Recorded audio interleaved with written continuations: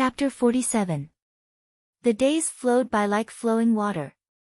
Jiang Li was still as domineering as before. From time to time, she would say a few provocative words, but Jiang Ruan ignored her. On the other hand, Jiang Su and her mother's attitude towards her was somewhat subtle. She did not know whether it was because she now saw people differently, or because Jiang Su and her mother could no longer keep their composure. Although the old Jiang madam treated Jiang Ruan indifferently, she would not deliberately suppress her. In the blink of an eye, it was time for Jiang Quan and Jiang Chao to return to the Fu. It was already the end of the year, and there were many social engagements in the officialdom. Jiang Quan had said a few days ago that he would return to the Fu, but his superiors had something to do and delayed his return until today. Naturally, Xia Yan was extremely happy. Early on, she ordered people to tidy up and start preparing. She only said that they wanted to have a lively reunion dinner. Jiang Quan had worked hard for the Jiang Fu for a year, so they should reward him well. Jiang Li and Jiang Su were also very happy. Although Jiang Su appeared indifferent, she could not stop smiling. Although Jiang Quan was not kind to his daughter, he truly loved Jiang Su. In her previous life, he was willing to offend the emperor of the imperial palace in order to protect Jiang Su. This was evident from this. Jiang Su should have been Jiang Quan's proudest daughter. He was not stingy to give all his love to Jiang Su, and even used Jiang Ruan to pave the way for Jiang Su. Now that she thought about it, she did not know whether to be sad or angry. It could only be said that Jiang Quan truly loved Xia Yan, which was why he loved their daughters so much. Jiang Chao was also the same. On the other hand, Jiang Quan had never paid attention to Jiang Ruan and Jiang Xing. He did not beat or scold them, nor was he affectionate with them. Instead, they were like two insignificant outsiders. Even Jiang Li, because of the power of second Yingyang's maiden family, could receive Jiang Quan's good attitude. Only the brother and sister did not.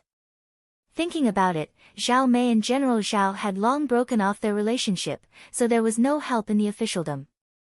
In the beginning, it was Zhao Mei who had taken the initiative to marry. She had not gained any advantage in terms of affection or power, so why would Jiang Quan feel even the slightest bit of pity? This was so that she and Jiang Xing could become stepping stones for Jiang Su and her brother. If they obstructed Jiang Su and her brother's path, they would be ruthlessly eliminated. Lost in thought, Jiang Ruan forgot about it, and accidentally spilled a few drops. Bai Ji saw this and hurriedly said, "Miss, please be careful." Jiang Ruan returned to her senses and straightened the teacup. "Has father returned?" Lian Xiao walked in from outside. Upon hearing Jiang Ruan's words, she replied, "He just returned and is currently talking to old Furen and Tai Tai." She glanced left and right before lowering her voice to say, "However, his complexion does not look too good. It seems that he has encountered something unpleasant." Bai Ji said, "Maybe it's official business." Coincidentally, Dewdrop rushed in with a sly smile on her face. Lian Xiao reprimanded her, "What are you doing out of the blue? Aren't you afraid of disturbing Miss?" Jiang Ruan replied, "If you have something to say, then say it." "Young lady, you're really godly." Dewdrop blinked her eyes and said, "This servant just went to the front to ask around and found out the reason why master is so unhappy." Lu Zhu's small mouth was sweet, and her mind worked quickly. Usually, when interacting with people in the marketplace, she was somewhat slick, and very easily became involved with the maids and older women. Thus, Jiang Ruan often asked her to go out and keep an eye out for news, so that she would not be completely blind in the Jiang Fu. Dewdrop was also smart and could always find out some information. This time, Lian Xiao did not care about reprimanding her and listened carefully to her. "I heard that for some reason, she quarreled with Assistant Minister Shen." Assistant Minister Shen was extraordinarily angry, and Master also argued until his face and neck were red. The strange thing was that despite the quarrel, Miss Shen specially wrote an invitation to third young lady, inviting third young lady to the Fu to play. However, Master flew into a rage. Not only did he not allow third young lady to leave the Fu, he even grounded third young lady. What does this mean? Lian Xiao asked curiously. That day, third young lady and Miss Shen did not seem to have such a good relationship. Why did they not invite second young lady, but only third young lady? Dewdrop smiled mysteriously. The servants are all spreading the news that something has gone missing in the Shenfu. With such actions, it seems that they are suspecting third young lady. Wan Ju's maids were quite critical of Jiang Li. Usually, Jiang Li's eyes were at the top of her head, and her tone was unkind. She was far from Jiang Su's way of conducting herself, so all the maids and older women in the Fu were somewhat fed up with her. Therefore, when something happened to her, there were many who rejoiced in her misfortune. Bai Ji said, to suspect the Jiang Fu's young lady to this extent, it is no wonder that Master flew into a rage. If third young lady went, wouldn't that be slapping the Jiang Fu's face and admitting to stealing something? However, why did the Shenfu borrow Miss Shen's hand to send an invitation to third young lady? Could it be that they could even find out anything? This servant saw that although third young lady is usually somewhat domineering, she is not someone who takes advantage of others. There are many suspicious points in this. Besides, Master and Shindarin have a deep friendship, so it is unlikely that they would quarrel to this extent over some worldly possessions. What exactly did the Shenfu lose? What did they lose? Jiang Wan smiled slightly, and unhurriedly picked up the teacup and took a sip. It should be something very important. The Shenfu was in a state of turmoil. Assistant Minister Shen had discovered that his account book had gone missing. At that time, as an outsider, she had come to the Shenfu for the first time, so naturally, she was not clear about the structure of the Shenfu. Moreover, only Jiang Li had left the banquet, so it was difficult not to suspect Jiang Li. However, Jiang Li would not have gone to retrieve the account book on her own for no reason, so it could only be Jiang Quan's idea. There was nothing wrong with Assistant Minister Shen's way of thinking. The Shenfu and the Jiang Fu's good relationship had originally involved a pile of unclear relationships of interest. If Jiang Quan were to get hold of Assistant Minister Shen's weakness, from then on, Assistant Minister Shen would have to lower his head in front of Jiang Quan. It was just that this matter was extremely improper, so it was no wonder that Assistant Minister Shen wanted to shed all pretense of cordiality. Right now, Jiang Quan was really wronged. This matter indeed had nothing to do with him. Jiang Wan smiled. The relationship between people was extremely fragile. Even if Jiang Quan and the Shenfu were to forcefully maintain a friendly facade because of the matter of the account book, today's matter would be like a thorn that was deeply buried in Assistant Minister Shen's heart. There would come a day when this thorn would break through the soil and sprout. At this moment, the battle line between Jiang Quan and the Shenfu had already begun to break. Jiang Li had wanted to harm her, but she had become the scapegoat. This could be considered a small punishment as a warning to the greater good. Henceforth, the Shenfu would view Jiang Li as a thorn in their side, and Jiang Quan would not be happy in his heart. This could also be considered as Jiang Li bringing this upon herself. In her previous life, Jiang Quan had ultimately taken the Shenfu's account book and grasped the Shenfu's Achilles heel. However, at that time, the Jiang Fu was already flourishing with each passing day, and the Shenfu could only bow its head in submission. It was still early in this life, and the Jiang Fu still needed to rely on the Shenfu for many things.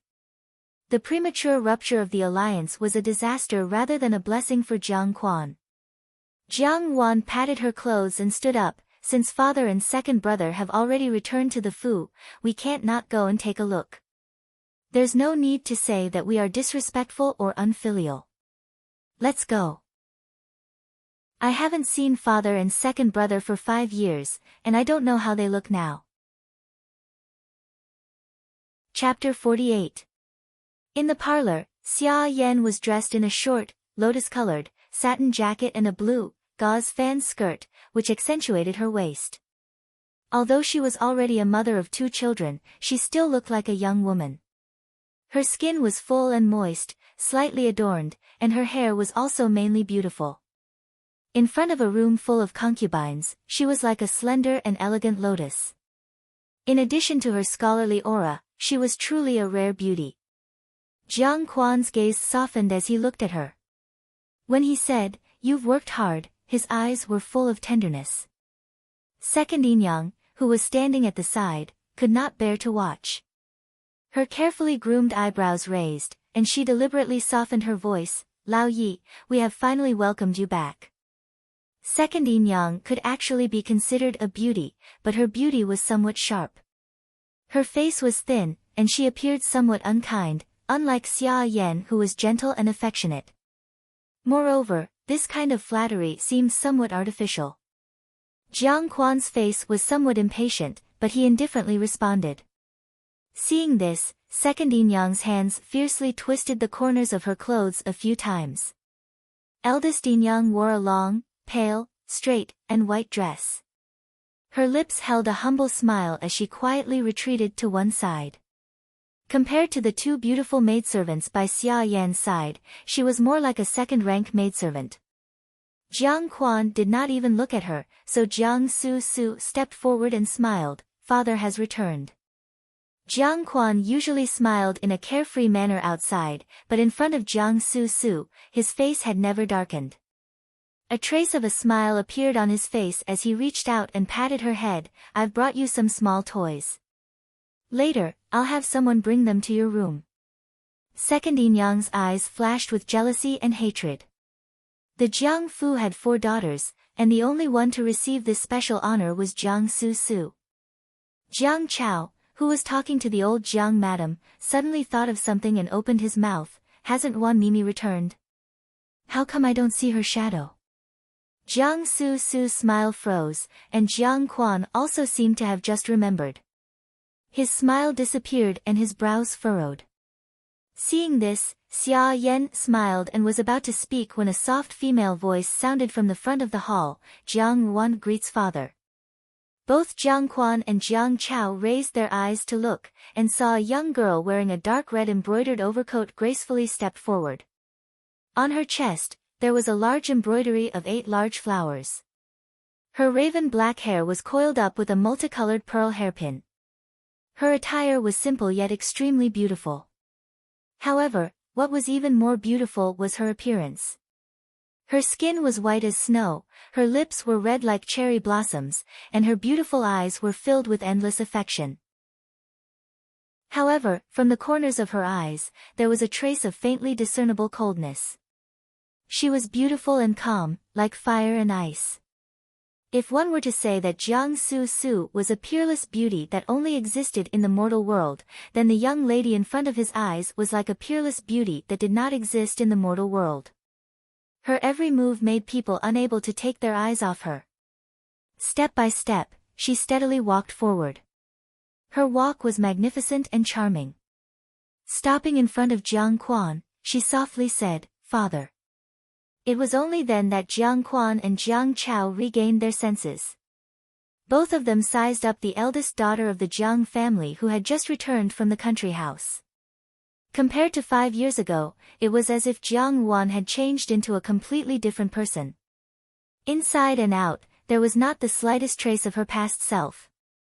Especially the gaze that had just walked over step by step, it was hazy and could not be seen clearly. They only felt that she was like a person from another world, causing their hearts to feel somewhat cold. However, in front of them, she was smiling sweetly, as if the cold gaze just now was just an illusion. Jiang Quan's probing gaze fell on Jiang Wan, but he did not open his mouth for a long time. Jiang Wan paused, then slowly raised her head and looked straight into Jiang Quan's eyes. The moment she saw him, Jiang Wan was momentarily absent-minded. A trace of emotion, unknown whether it was sadness or happiness, floated in her heart. Jiang Quan was still in his prime and had the appearance of a scholar. Jiang Ruan's eyes flashed with the scene of the last time she saw Jiang Quan in her previous life. At that time, her biological father had mercilessly dragged her from her bedroom to the main hall. In front of all the civil and military officials, he had accused her of being a demoness who brought disaster to the country. She had crawled on the ground, her eyes wide open in disbelief, in exchange for his cold and heartless gaze. That kind of disdain, as if he was looking at a stain in his own life, made her heart as cold as an ice cellar. After that, she had been imprisoned and tortured by Jiang Su, implicating the entire Zhao family. In prison, she had listened to her own father rise step by step, become an official, and finally become the imperial uncle. When he wore the official's robe, did he ever think that his official seal had her blood on it? Jiang Quan was such a person. For Jiang Su, for Jiang Chao, for Xia Yan, for himself, he had treated her, Zhao Mei, and the entire Zhao family as paving stones. In both her previous and current life, had he ever treated them as his real family? In her previous life, when she had been imprisoned, she had only been at a loss and despair. Now that she had met an old friend again, there was only hatred. Hatred, how could she not hate?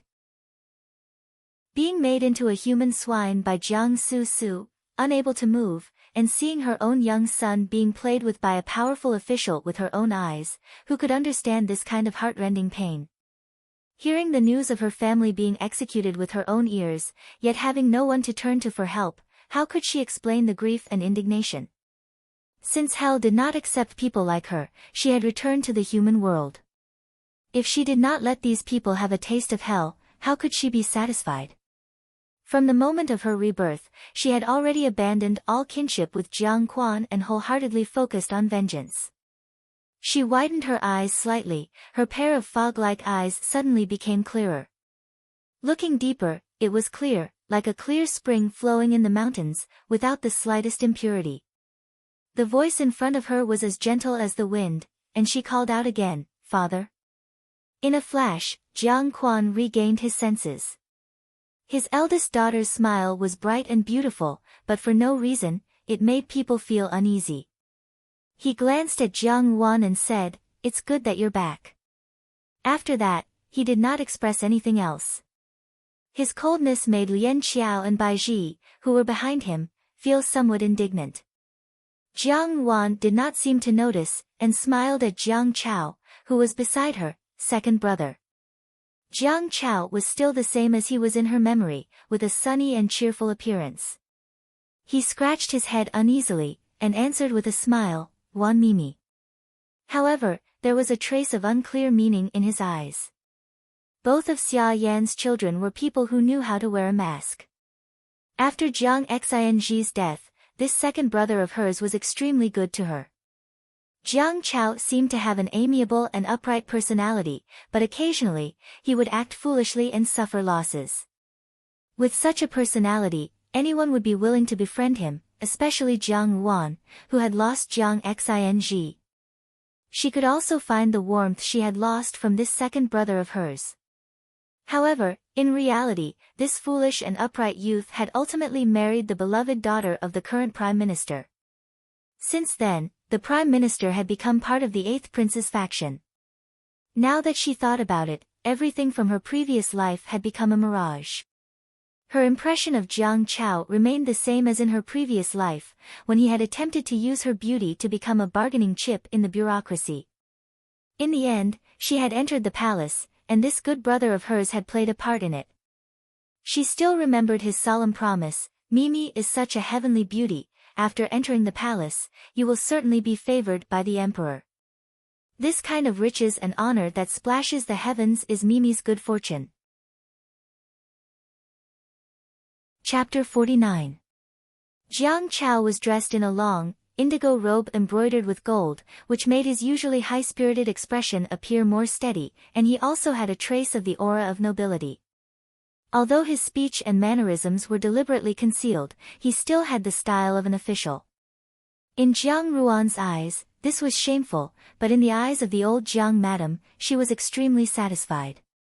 On her stern face, there was also a trace of an affectionate smile. "Chao, will be participating in the examinations after the new year. What did the Imperial College say?" Jiang Chao's face revealed a big smile, but he did his best to suppress it as he said, they did not say anything. There should not be a problem with passing the first place. Jiang Quan glanced at Jiang Chao, I just do not know what the ranking is.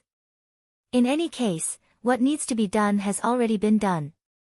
Second Yin Yang's eyes flashed, and she covered her mouth as she laughed, that is really good, for its two children both know how to write articles. This time, second young master will certainly strive for a scholarly title. From what I can see, he will definitely be a Zhuangyuan. Although second Yin Yang did not like Xia Yan, Jiang Quan still had to put up a good front in the Fu. Moreover, if he were to flatter Jiang Chao, the old Jiang madam would also be happy. Sure enough, the old Jiang madam said, silly, such words cannot be spoken carelessly. On her face, there was still no hint of reproach, and she was all smiles. Jiang Chao also laughed, and Xia Yan nudged Jiang Quan. Everyone in the room began to laugh, truly like a harmonious and affectionate family. Just as everyone's atmosphere was harmonious, an abrupt voice interrupted, what is everyone talking about? Why are you all laughing so happily? Jiang Wan slightly raised her lips. Jiang Wan slightly raised her lips as a beautiful matron leisurely walked in from outside the door. Compared to Xia Yan and the other Yin-Yangs, she appeared to be extremely young. She was dressed in an artemisia green brocade robe with fine cloud and goose feathers, and a misty cloud butterfly skirt. Her hair was combed into a 100-flower bun. There was no hairpin inserted into the bun, only a pale yellow plum flower. As she walked in, she had a light smile on her face. She had a kind of beauty that was like falling smoke. Unexpectedly, she had a delicateness that ordinary madams of official families did not possess. There was not the slightest trace of pretentiousness. It was as if the frailty was carved into her bones. This was the fifth Yin Yang, Hong Ying. Jiang Quan was a rather reputable person. Disregarding all obstructions, he had forcibly redeemed this Qing Yin Yang from the brothel. At first, he had wanted to gift her to his superiors, but in the end, she had become the fifth Yin Yang of the Fu. This had damaged Jiang Quan's reputation. At first, it was said that Xia Yan had quarreled with him, but in the end, the matter was left unsettled. However, Hong Ying had ultimately caused a rift in the relationship between Jiang Quan and Xia Yan. Although this rift now seemed insignificant, it could be used well. In her previous life, when Jiang Wan had returned to the Jiangfu, Hong Ying had already reached the point where she could stand up to Xia Yan as an equal, and no one in the Fu dared to look down on her. Later on, because Xia Yan had become pregnant, Hong Ying had bribed the servants to cause Xia Yan to miscarry. In the end, no one knew how this matter had come to light. Jiang Quan was furious and had Hong Ying locked up, but Hong Ying had hanged herself. Now that she thought about it, even at that point, Jiang Quan had not beaten Hong Ying to death, but had instead locked her up. Presumably, he had also treated Hong Ying with some true feelings. As for Hong Ying hanging herself in the woodshed without rhyme or reason, one could not help but suspect that it was Xia Yan's handiwork. In her previous life, Jiang Wan had not had much contact with Hong Ying, because Xia Yan had detested Hong Ying to such an extent that she still did not know what kind of person she was. As soon as Hong Ying arrived, Jiang Quan's gaze fell on her. His face also became somewhat gentle as he said, "We are talking about Chao, Xia Yan's gaze was slightly sluggish, almost indiscernible, but Jiang Wan caught it. Xia Yan naturally had a strong scholarly air, but as a woman from a brothel, she naturally had a charm that a young lady from an official's family did not possess. This charm, for men, just so happened to be extremely attractive. Jiang Quan loved talented women, and Xia Yan was talented. Hong Ying was not bad either. She was proficient in the 4 arts of zither, chess, calligraphy, and painting. Although she was not as dignified as Xia Yan, she had seen many people in the brothel, and her experience had also grown. Thus, she knew better than Xia Yan what Jiang Quan liked to hear. In reality, ever since Hong Ying had entered the Jiangfu, Xia Yan was no longer Jiang Quan's only understanding flower. Hong Ying slightly curtsied towards Jiang Chao. I heard that second young master will be taking the imperial examinations in a few days. Xia wishes that second young master will pass the imperial examinations and seize the championship in one fell swoop. Jiang Chao's gaze towards Hong Ying was somewhat dark, but after hearing Hong Ying's words, he could not help but relax his brows. Many thanks to Fifth Yin Yang for your kind words. Jiang Su smiled as she walked to Jiang Quan's side. Why are you all standing? Why don't we go to the hall? Mother has already prepared delicacies and is just waiting for father and older brother to join us.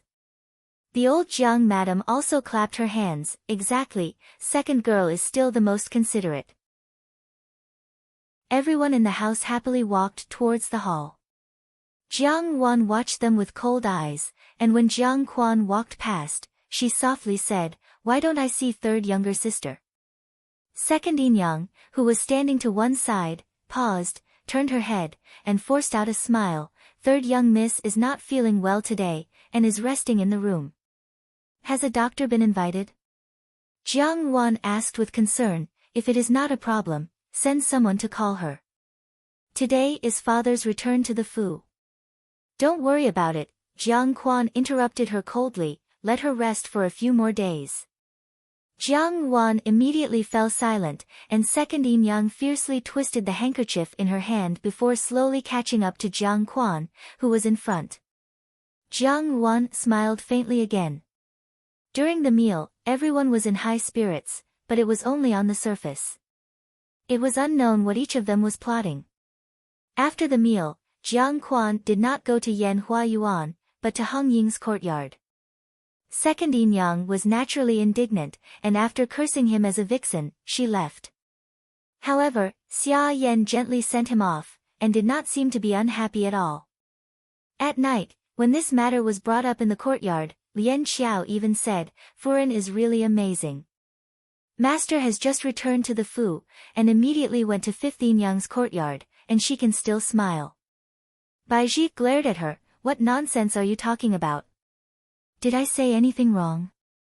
Lian Xiao had always been a straightforward person, and she did not conceal her dislike of Xia Yan. I just don't believe that she is really so happy in her heart. Lu Zhu squatted on the ground and fiddled with the charcoal in the brazier. She raised her head and blinked. Of course it's for second young master. Doesn't Furen want second young master to take the examinations? Miss, do you think that second young master will pass this time? Jiang Wan did not read as she usually did. Ever since she returned, she had been sitting at the table in front of the teapot, thinking about something. When she heard this, she smiled faintly. Second brother has a good memory, and he has been extraordinarily intelligent since he was young. Father has personally taught him since he was young, and he has taken care of everything. He should pass the examinations. Isn't that bad? Lian Xiao was greatly alarmed. If second young master really passes the examinations, Yan Hua Yuan will look down on this place even more. Old Furen will probably side with second young master. What's there to be afraid of? I'll just say that it should be. I'll say that second young master will definitely not pass the examinations, Jiang Yuan said faintly. In his previous life, Jiang Chao had indeed passed the examinations. Although he was not the Zhuang Yuan, he was a solid Tanhua Lang. At that time, he was flushed with success, and the emperor had personally conferred him the title. The Jiang Fu's name had spread throughout the capital, and he had also gained the favor of the prime minister's daughter. Fame, fortune, and beauty were all perfect. But how could she let him have his wish in this life? In just a few short days, she had to teach him a taste of falling from the clouds. Chapter 50. Wang Xiling cupped his hands in greeting. Brother Jiang, please do not belittle yourself. I am not as good as you in writing. Chancellor Qin then shook his head. Lu Min is not bad, but his policy theory is somewhat biased. He does not understand the current situation in the court, and is too extreme. I think Jiang Chao is not bad, Chancellor Qin interrupted him. I have seen his essays, and they cover all aspects. He can be considered a talent. As they spoke, The surrounding scholars heard this and surrounded them with smiles. Brother Mo is treating us, why not invite us together? You are really too stingy. This. Chancellor Song also frowned. Lu Min's family is poor, so it is natural that he knows nothing about the court. Lu Min was not the only one writing. In the Jiang Fu, Jiang Wan put down her brush, and Bai Ji lifted the xian paper on the table to blow on it. Lian Xiao said, "Do you want to send that boy again?" Mo Tsong laughed heartily, "You actually said that I am stingy. Fine, today I will be generous and invite everyone together, so that I will not let down the friendship of being classmates." Indeed, Mo Tsong, Wang Lingping, Lu Min, Chancellor Song muttered, these three have outstanding results in the 4 books and 5 classics, laws and decrees. Lu Min returned to the Guozi Institute's study dormitory. He was the only one there. Although the Guozi Institute had its own dormitory, it was still a far cry from the scholars' own residences. The scholars did not want to live in the dormitory, so Lu Min took advantage of it and lived alone in a large and spacious room. A group of people chatted and laughed as they walked out, all youths in high spirits. Behind them, there was one person who had fallen behind the main door of the Guozi Institute. This person was tall and wore a faded blue robe. His features were delicate and fair, but there was a hint of loneliness and indignation. He looked at the back of the crowd from afar, and a trace of disdain flashed across his face. "Miss, this matter is really inappropriate," Lu Zhu said hesitantly. "What if someone else finds out? After all, it is a strange man, and such a private letter." The green-clothed youth giggled. "If the two of you continue to be so modest, we'll have no choice but to jump into the moat." This person was none other than Mo Kong. At this moment, he seemed to be in a very good mood. He waved his hand and said, "I've been reading so many books these days that my head hurts. Why don't we go and have some fun? I'll be the host today. Let's go to East Wind Pavilion for a small gathering. What do you think?" Jiang Wan smiled faintly and did not reply. Presumably, Lu Min was reading her first letter. In her previous life, Jiang Wan clearly remembered the top 3, Wang Xiling, Mo Tsong, and Jiang Chao. Lu Min only got the 18th place, but 3 years later, there was news that the chief examiner had been bribed. The emperor was furious and punished the chief examiner. Among the articles from that year, Lu Min was the only one that caught his eye. From then on, Lu Min was promoted to a secondary 3rd-rank official and was promoted step by step until he finally became the imperial tutor. The end of the year had just passed, and the sun seemed to have a hint of spring in it. It had been sunny for several days, and the capital was bustling with activity. There was a joyous atmosphere everywhere. This was the Lu Min that Chancellor Song and Chancellor Chen mentioned. Lu Min was different from the other scholars of the Guozi Institute. He was not the son of a noble family. His family was poor, and there was only his widowed mother in the house. His mother had an old friend who was a noblewoman in the capital. Thus, she thought of a way to get Lu Min into the Guozi Institute. Lu Min's mother had a strong sense of self-esteem all her life. For the sake of Lu Min's admission, she had sought help from her old friend for the first time. Ever since Lu Min had entered the institute, he had vowed that he would stand out and repay his mother's kindness in raising him. After the morning classes, the students walked out of the Guozi Institute in 2s and 3s. The one walking at the front was Jiang Chao. At this moment, he was beaming as he chatted with 2 good friends beside him.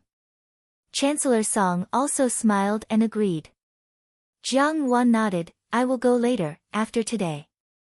Wang Xiong's knowledge of the classics is becoming more and more proficient, making this younger brother feel ashamed of his inferiority. Jiang Chao's face showed a faint sense of shame. After he finished writing, he lifted the xian paper from the table and blew on it. However, he was troubled. He did not know who the owner of the letter was, and he did not know who he should write to. After staring blankly for a moment, Lu Min shook his head and laughed at himself for being possessed. He put the xian paper into the envelope, and after some thought, he directly placed it on the desk, treating it as a joke. However, the students of the Guizi Institute were not in the mood to bask in the joy of the new year. They were all preparing for the imperial examinations that were to be held 10 days later. Inside the room, the students were in a heated discussion while the Chancellor of the Institute was talking to Chancellor Chen. Chancellor Chen's gaze moved slightly, and then he slowly smiled. What you and I have said does not count. In the end, it is still His Majesty's idea. He placed the textbook on the desk, but when he turned his head, he was stunned for a moment. He did not know when, but there was an envelope on the desk. Only the Guizi Institute's children could enter the study room when they were cleaning, and he did not know who had placed it there. Lu Min hesitated for a moment, but still walked over to open the envelope. As soon as he opened it, a snow-white piece of paper fell out. After Chancellor Chen heard this, he did not immediately reply. After a moment of silence, Chancellor Song cautiously looked at him and hesitantly asked, "Darren, do you feel that something is wrong? Please enlighten me." Chancellor Chen was in his 40s, but his hair had already turned white, making him look like an immortal. Stroking his beard, he said, "Let's hear it." For this imperial examination, this lowly official thinks that there are a few people who are not bad. Chancellor Song looked inside. Most of the nobles in the Guizi Institute were idlers, but they had an undeserved reputation. Lu Min looked down on them from the bottom of his heart. The only person that he thought was not bad, Mo Song, was the son of a rich family, and would not associate with a poor person like him. Thus, Lu Min became a weirdo in the Guizi Institute, and was always a loner. This was to ask for advice. Normally, the students of the Guizi Institute would do this as well. Whenever there was a question that they did not understand that needed to be discussed, they would write a letter with their questions. This was a method of scholars, and at the same time, it was fun. However, because of Lu Min's identity, no one had ever taken the initiative to discuss a question with him. There was no signature in the letter, so he did not know who wrote it. Lu Min thought for a while, but still had no clue. Looking at the handwriting again, it was natural and elegant. It was said that looking at the handwriting was like looking at the person. At first glance, the handwriting was sharp, but on a closer look, the strokes were smooth, and there was an unfathomable feeling. For a moment, his competitive spirit was aroused. He found a piece of Xian paper from the desk, found some ink to grind, and picked up the brush to write. It was just that the ordinary Xian paper was very rare compared to the pear blossom paper that the nobles in the Guizi Institute paid particular attention to. Lu Min bent down to pick it up. Just as he opened it, he saw a line of strong and sharp handwriting. In the past, the saints ruled the country with propriety, and the country flourished. After the saints passed away, the country declined. Propriety was the right way to rule the country. However, there was also a saying, although propriety is good, it is difficult to restrict the people. Only by law can the world follow suit, and there will be peace and prosperity. I am an idiot, and cannot understand it. It is Juanxiang's ear. Lian Xiao asked, speaking of which, it is strange. Since Miss has never seen it, why did you write these things with him? Chancellor Song shook his head, too smooth, and only knows empty logic, it may not be a good thing. Chapter 51. Lu Zhu saw that Jiang Wan was still deep in thought and pursed her lips. Suddenly, she thought of something and said, speaking of which, there is actually a piece of good news. Zhou Momo has already woken up today, and she seems to be in much better spirits. The black-clothed young master pursed his lips. All right. He paused for a moment, then said, pay more attention to the Jiang family. Things have been getting tighter and tighter these days. Mo Tsong put away her playful expression and became serious. I heard from my sister that Yang Guiren has been acting tyrannically in the palace recently. Has it begun already? Ah Shao, why don't you transfer a few embroidered uniform guards to me? The directorate hasn't been right lately, I'm worried about Jiang Chao. The black-clothed youth shook his head and asked, how was the exam? Mo Tsung looked at him in surprise. What are you thinking about? Why are you so absent-minded? When the black-robed young master heard his words, he was slightly startled. That night in the temple floated up in his mind. The young girl was dressed in plain clothes, and her eyes were extraordinarily beautiful under the moonlight. She looked at the corpses on the ground with a smile, but her eyes were as cold as snow. When they met again, his red robe was fluttering, like a mysterious ball of fire that had grasped all the secrets of the Shin residence. Ever since the last time Zhou Momo had fainted, Jiang Wan had ordered Bai Ji and Lien Xiao to take care of her. However, she did not know if it was a relapse of her old illness, but Zhou Momo had not regained consciousness for a long time. Hearing this news, Jiang Ruan's expression relaxed a little, and she said, "This is a good thing, I will go and see her." Just as so. I should be able to get into the top 3. Mo Tsung didn't care at all. Suddenly, he thought of something and said regretfully, "It's a pity for Lu Min. If he wasn't so stubborn, I would have wanted to make friends with him." From Chancellor Chen's point of view, I'm afraid that Jiang Chao will take advantage of him. In the memory of his previous life, although Wang Xiling was the Zhuangyuan, he was only appointed by the emperor as a 6th-ranked imperial study attendant. Afterwards, for some unknown reason, he had no achievements in his official career. However, Jiang Wan had heard from the 8th prince that although this person's talent and learning were outstanding, his experience was too shallow, and he liked to curry favor with others. Moreover, the Wang family was said to be a noble family in the capital, but it was merely an undeserved reputation. Currently, it was merely an empty shell. Inside the private room of the Dongfeng restaurant, a curtain of purple gold beads hung down heavily, tightly covering the entrance. Only a dazzling luster could be seen. Seeing him like this, Mo Tsung said, "He's the son of the Minister of War, Jiang Quan's second wife." Jiang Quan is really something. This son of his is practically a demon. Every day he annoys me to no end. I don't know how Jiang Quan has taught him. A few days ago, wasn't the matter of the daughter of the Jiang Fu causing an uproar throughout the capital? Yet Jiang Quan still has the mood to fiddle with his son's matters. He's really good. Mo Tsung rambled on and on, but when no one responded, he couldn't help but raise his head to look at his good friend. Seeing that the black-clothed young man had a pensive look on his face, Mo Tsung continued, "I heard from Yifeng that you've been asking him to investigate a woman for the past few days." He teased, "Whose family is it? Do I know her?" What Yifeng found out was that this was the first time this lady entered the Shin residence. It was impossible for him to know the secret of the Shin residence, but it was unknown how he had such remarkable abilities. The daughter of the Jiang family's first wife was rumored to be a weak and meek person, but it seemed like that was not the case at all.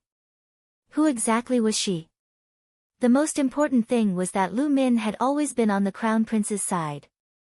He valued traditional etiquette and had turned a blind eye to the 8th prince's goodwill.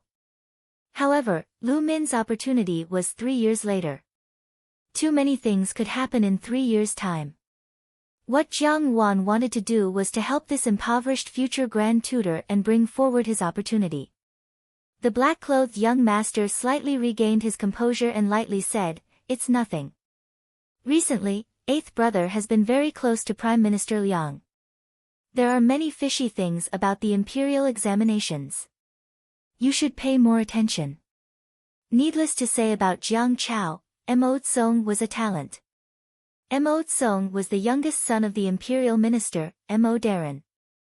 His personality was carefree and jumpy, and he was a person who gave people headaches. However, his views on political affairs were quite innovative.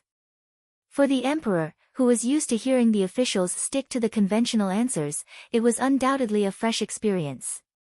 After the imperial examinations, he was selected as the top scorer and was given the position of a 4th-ranked junior minister of the imperial servant temple, which was only 2 ranks lower than his father. Mo Tsung was a person who liked to make friends. In the imperial court, it was hard to tell which faction he supported. He seemed to be neutral, and the 8th prince had a lot of headaches because of him. That night, the capital was filled with lanterns that had yet to be collected at the end of the year.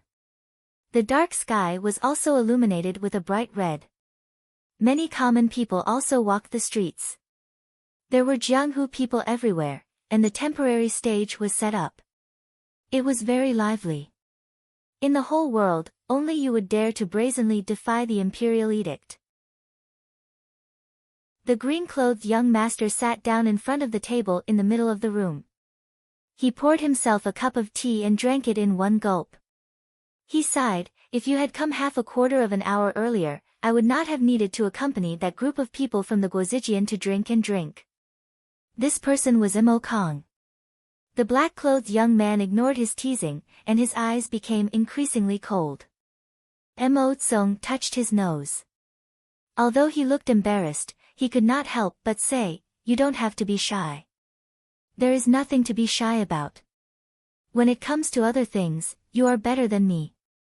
When it comes to matters between men and women, you are not as good as me. How about I take you to drink and drink some flower wine some other day? The new Lady Ryua of Tsuewei Pavilion is really gentle." As he said this, Mo Tsong looked at his good friend's expression again. However, he saw that the other party did not seem to have heard what he said. He sighed, "With your temperament, I really do not know who can enter your eyes. When I look around, all the beauties in the capital and you are too common. It must be a shocking one." In the room, a person was leaning against the window. He lowered his head and looked at the bustling crowd downstairs. The light shone on his handsome jade-like face. His long eyelashes were hanging down, making it difficult to see the emotions in his eyes. He wore clothes as black as night. His cold temperament could not be concealed, and there was a kind of unconcealable elegance that could not be concealed. When the black-clothed young man saw him coming, he did not move and said, "The emperor does not know." The bead curtain was suddenly lifted, and a green-clothed young man walked in. He was also upright and handsome, and his expression was all smiles. He said to the black-clothed young man, "Hey, long time no see. Why did you come back in such a hurry this time?" Of course, the two of them could not compare to Lu Min, who had caught up with them. Not only did the emperor of the imperial palace not become muddle-headed with age like everyone thought, his actions were unpredictable and extremely suspicious. If Mo Tsong and Wang Xiling had families to rely on, Lu Min came from a poor background and was upright and outspoken. This kind of person could be used without worry. Lu Min himself was also a talented person. This upstart in the imperial court quickly became the emperor's most trusted official. If they could get on Lu Min's good side in this life, it would be equivalent to having someone to speak in the palace. Jiang Chao. The black-clothed young man frowned slightly.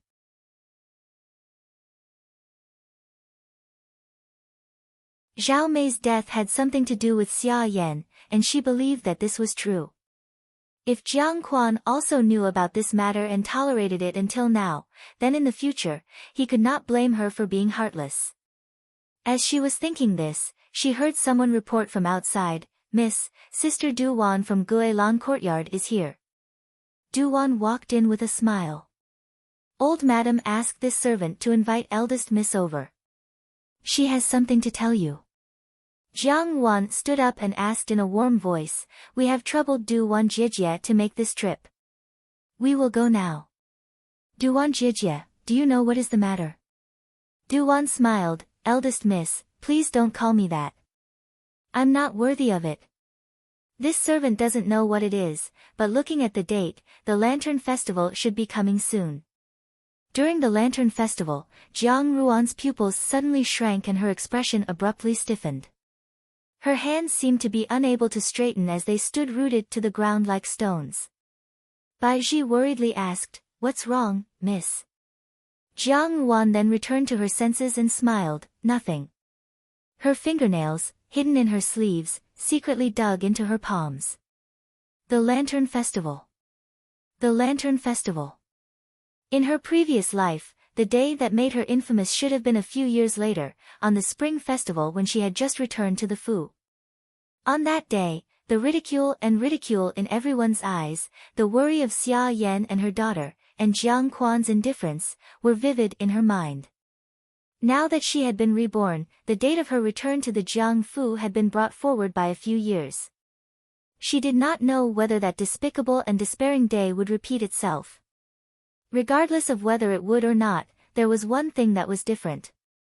That was, she would not be like a stupid pig that would be trampled upon by others.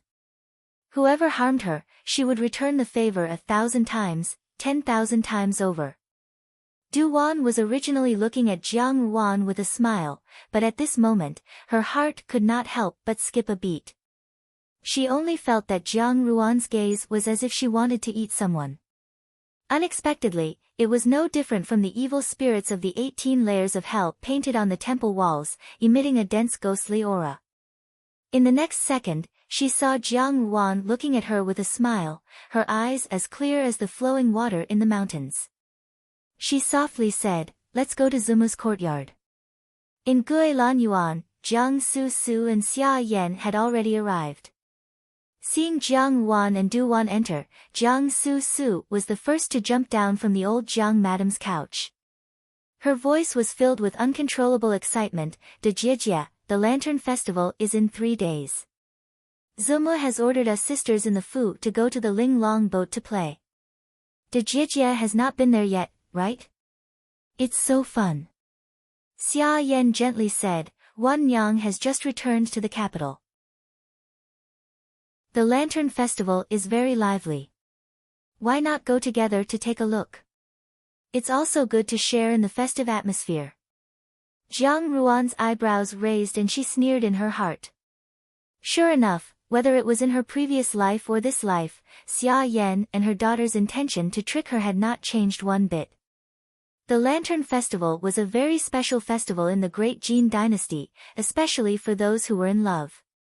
Men and women who had reached marriageable age would come out one after another to play on this day. Many good stories would be told during the Lantern Festival. On this day, the children of the nobles in the capital had their own ways of playing. There would be 2 large boats decorated with dragons and phoenixes. The young ladies of noble families, aristocratic daughters, princesses, and the like would sit on the Ling Long boat, while the young masters of noble families, princes and princes would sit on the Qing Song boat. The 2 boats would swim side by side on the lake. Even though they were close together, it was not to the extent that there was no distinction between men and women. The boats of the Lantern Festival were, in fact, a blind date between the upper-class nobles. The young ladies could show off their talents in front of these young masters. If there was one who was exceptionally talented, many of the young masters would fall in love with her. After one night, her name would be known throughout the capital by the next day. Therefore, on this day, it was a competition to prove themselves. The young ladies of noble families secretly competed with each other, hoping to win a good future for themselves and a good husband. Jiang Su's title as the #1 beauty in the capital was not due to her limelight at the Lantern Festival every year. In her previous life, the pitiful Jiang Ruan was completely unaware of the knack of it. She was deceived by Jiang Su and made a fool of herself on the Ling Long boat. Later on, such a thing happened. On the second day, Jiang Su was no longer the most talked about person after the Lantern Festival, because that person had been replaced by Jiang Ruan. On that day of the Lantern Festival, rumors spread everywhere in the capital. Jiang Ruan's reputation plummeted and she became the biggest joke in the capital. If all these were nothing, then there was a scene in her memory that was deeply engraved in her mind. That day, everyone was full of ridicule and ridicule. Only the 8th prince had gently spoken up for Jiang Ruan. It was only because she had been blind at that time that she had taken the ridicule in his eyes as concern. In this life, when she saw her old friend again, things remained the same but people had changed. She already knew that under his gentleman's skin was a wolf's ambition. 3 days later, during the Lantern Festival, what kind of gift should she give him so that she would not have lived in vain? Chapter 53. The matter was thus decided. 3 days later, all the young ladies in the Jiang Fu would go to Linglong boat. Everyone was well aware of the old Jiang madam's intentions. Jiang Su's expression was as usual, but she could not conceal the trace of excitement in her eyes. Presumably, this was another opportunity for her to show off.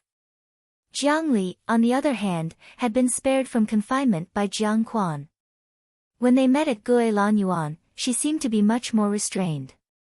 When Second Yin Yang learned of this opportunity, she was naturally overjoyed. Jiang Dan stood awkwardly on the spot, her face full of timidity. She did not even know where to place her hands. Jiang Yuan could not help but look at her a few more times. In her previous life, because of her own incomparable inferiority, she had not taken the initiative to pay attention to Jiang Dan. Now, it seemed that this youngest sister of the Jiang Fu was excessively timid. Old Jiang Madam said a few things that needed attention, and then waved her hand to dismiss everyone. Before leaving, Xia Yan specially called out to Jiang Wan Yang, "The few maids that I have chosen for you will be sent to your courtyard in a while. First, see if these maids are to your liking.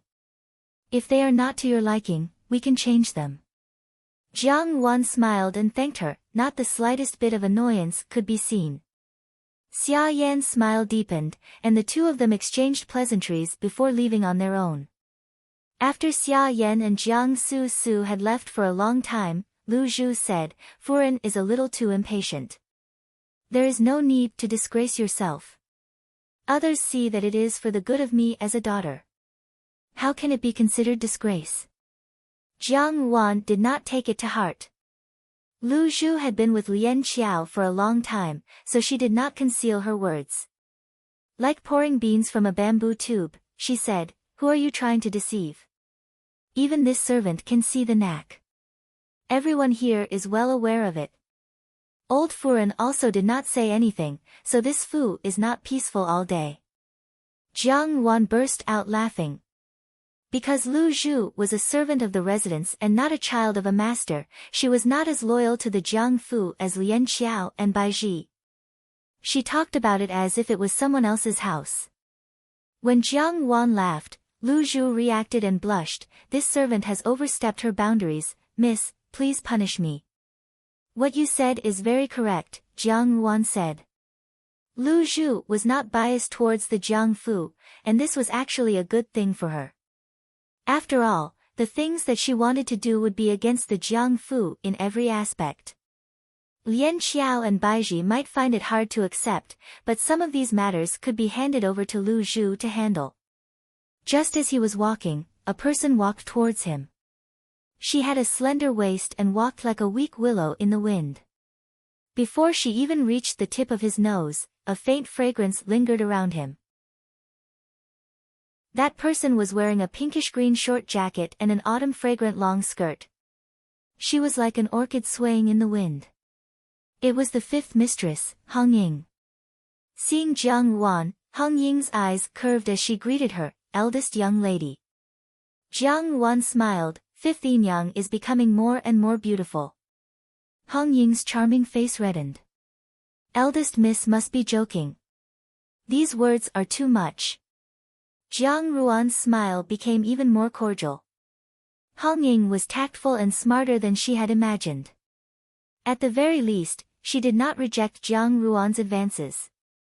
Jiang Wan stretched out her hand to hold Hong Ying. "What I said is absolutely true. With Fifth Yin Yang's demeanor, it is no wonder that father dotes on you so much." Her voice lowered. "Now that I have just returned to the Jiang Fu, I am unfamiliar with the affairs of the Fu.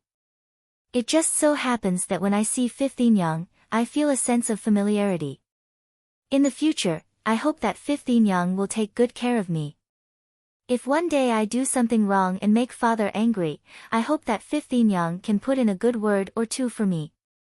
After she finished speaking, she stared unblinkingly at Fifth Yin Yang.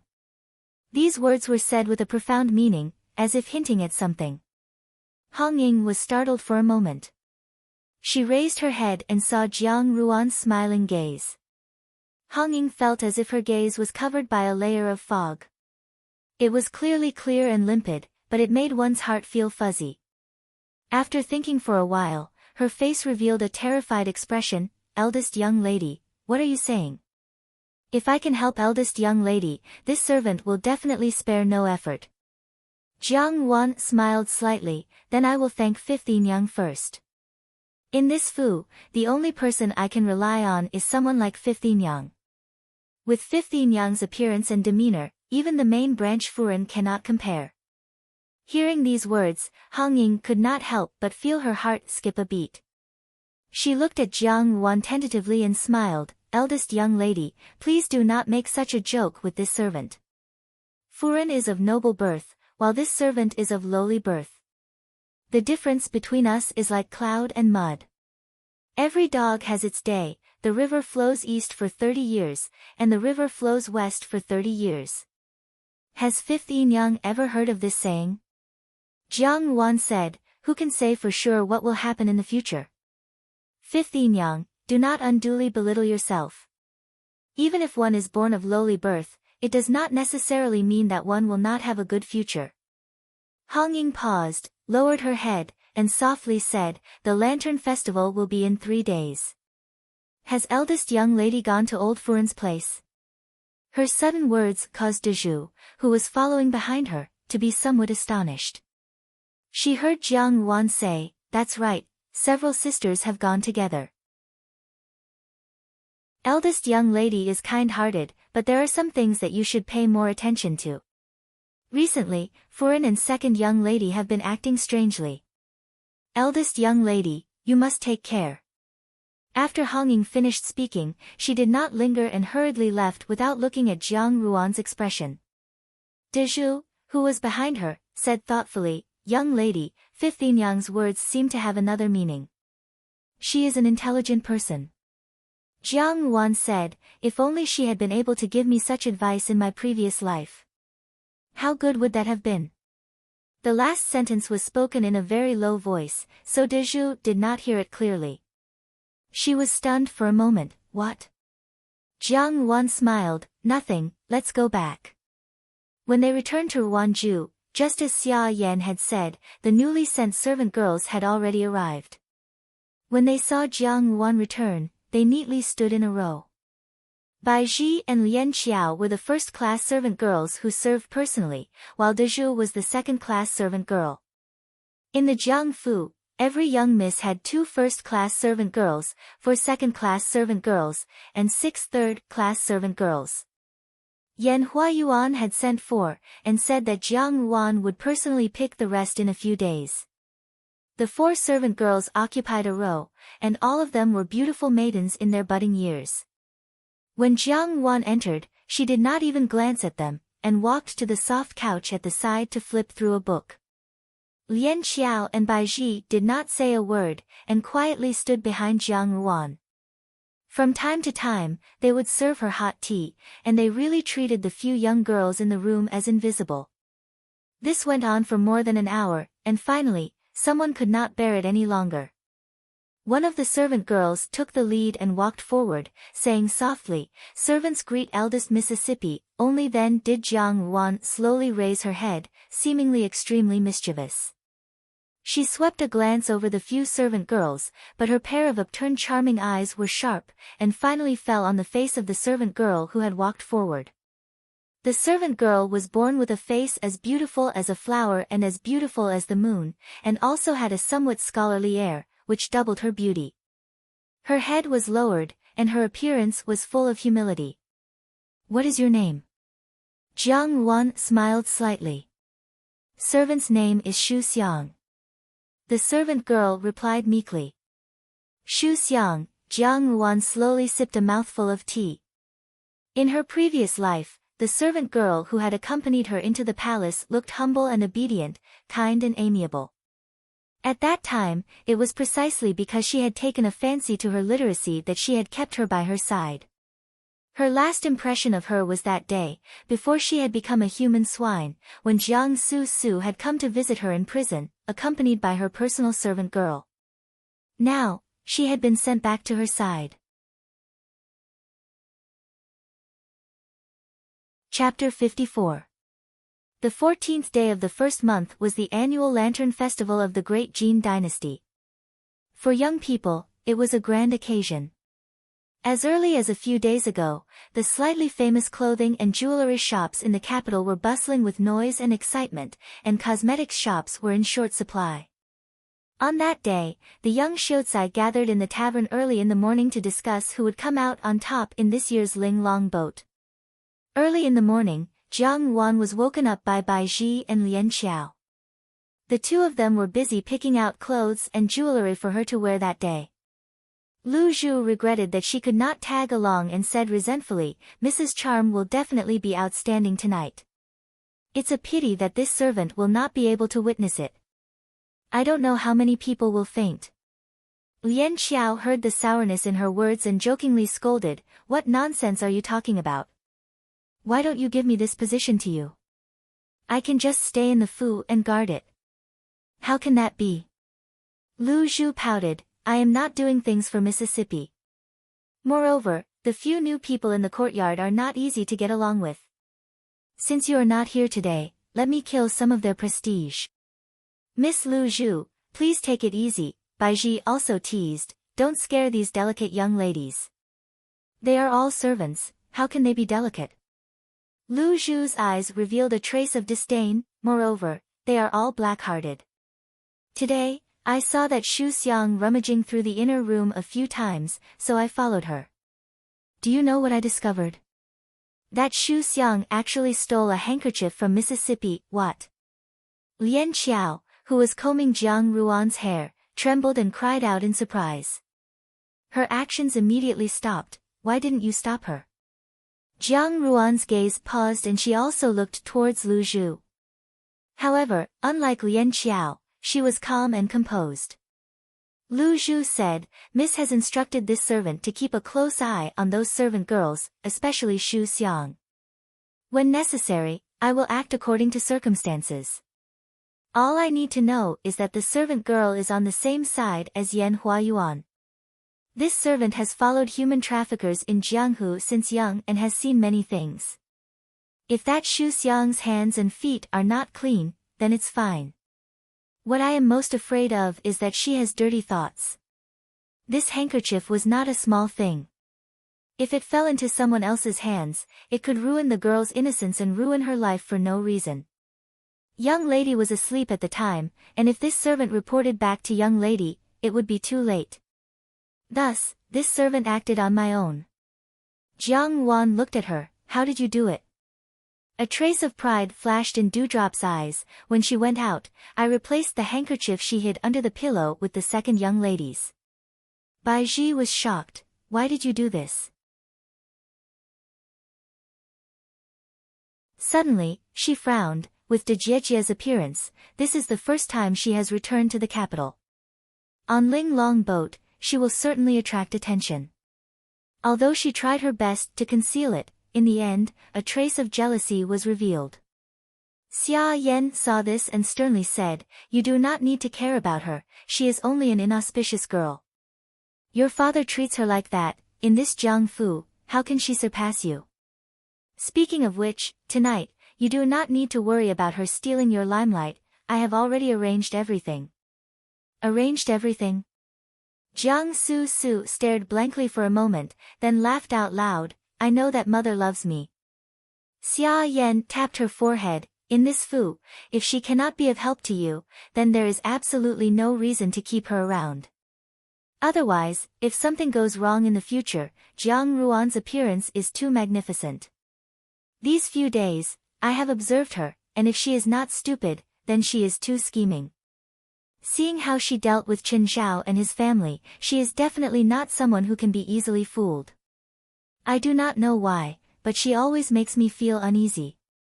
Keeping her around is a disaster, so it is better to get rid of her early." "Mother wants her life?"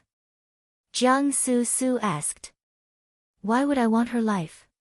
She has just returned to the capital, so we cannot be too obvious. However, after tonight, it will be impossible for her to stir up any more storms in the capital," Xia Yan said. If anyone had passed by, they would certainly have been stunned by the sinister expression on the face of this woman, who was usually so gentle and amiable. "Mother, tell me your plan." Jiang Su straightened her body. "I also hope that she will make a fool of herself." This fairy-like young girl's eyes were full of jealousy. Xia Yan looked at her daughter disapprovingly. "I can tell you, but you must remember, after today, she will be an inauspicious and unchaste person that everyone in the capital will curse and beat. It is not worthwhile for you to haggle over every matter with her, that would only lower your social status." Jiang Su agreed coquettishly. Only then did Xia Yan dismiss the surrounding servant girls, leaving only a few confidants behind to discuss in detail with Jiang Su. Chapter 55. After the afternoon, when the sun was setting in the west, it was time for the Jiang Fu's daughters to head to the Lantern Festival. The rest of the Jiang Fu would also go together, but they would not board the Linglong boat. Instead, they would enjoy the festive lanterns of the entire capital at the restaurants on the shore. The coachman had been waiting for a long time in front of the Fu's gates. Jiang Su was the first to get on the carriage and beckoned Jiang Ruan and the rest to come up. Jiang Li and Jiang Dan also sat in the same carriage as Jiang Ruan and the others. A few of the Jiang Fu's imperial bodyguards followed them and sent them to the banks of Yongding River, where the Linglong boat was already waiting. Although the Linglong boat was spontaneously organized by the noble ladies of the capital, the annual expenses were actually paid for by the palace. It was not the empress, but the most popular honored Consort Shu, the biological mother of the 8th prince. Consort Shu was favored by the emperor and never declined. Her position in the palace was even somewhat feared by the empress. Her maiden family was even richer and did not care about the few taels of silver. She generously booked the expenses of Linglong boat and Qing Song boat every year during the Lantern Festival. She said it was just for the sake of liveliness, but the deeper meaning behind it was unknown. As Shu daughters, Jiang Li and Jiang Dan were participating in the Lantern Festival for the first time. Jiang Dan timidly lowered her head and did not speak. Jiang Li's expression was somewhat anxious.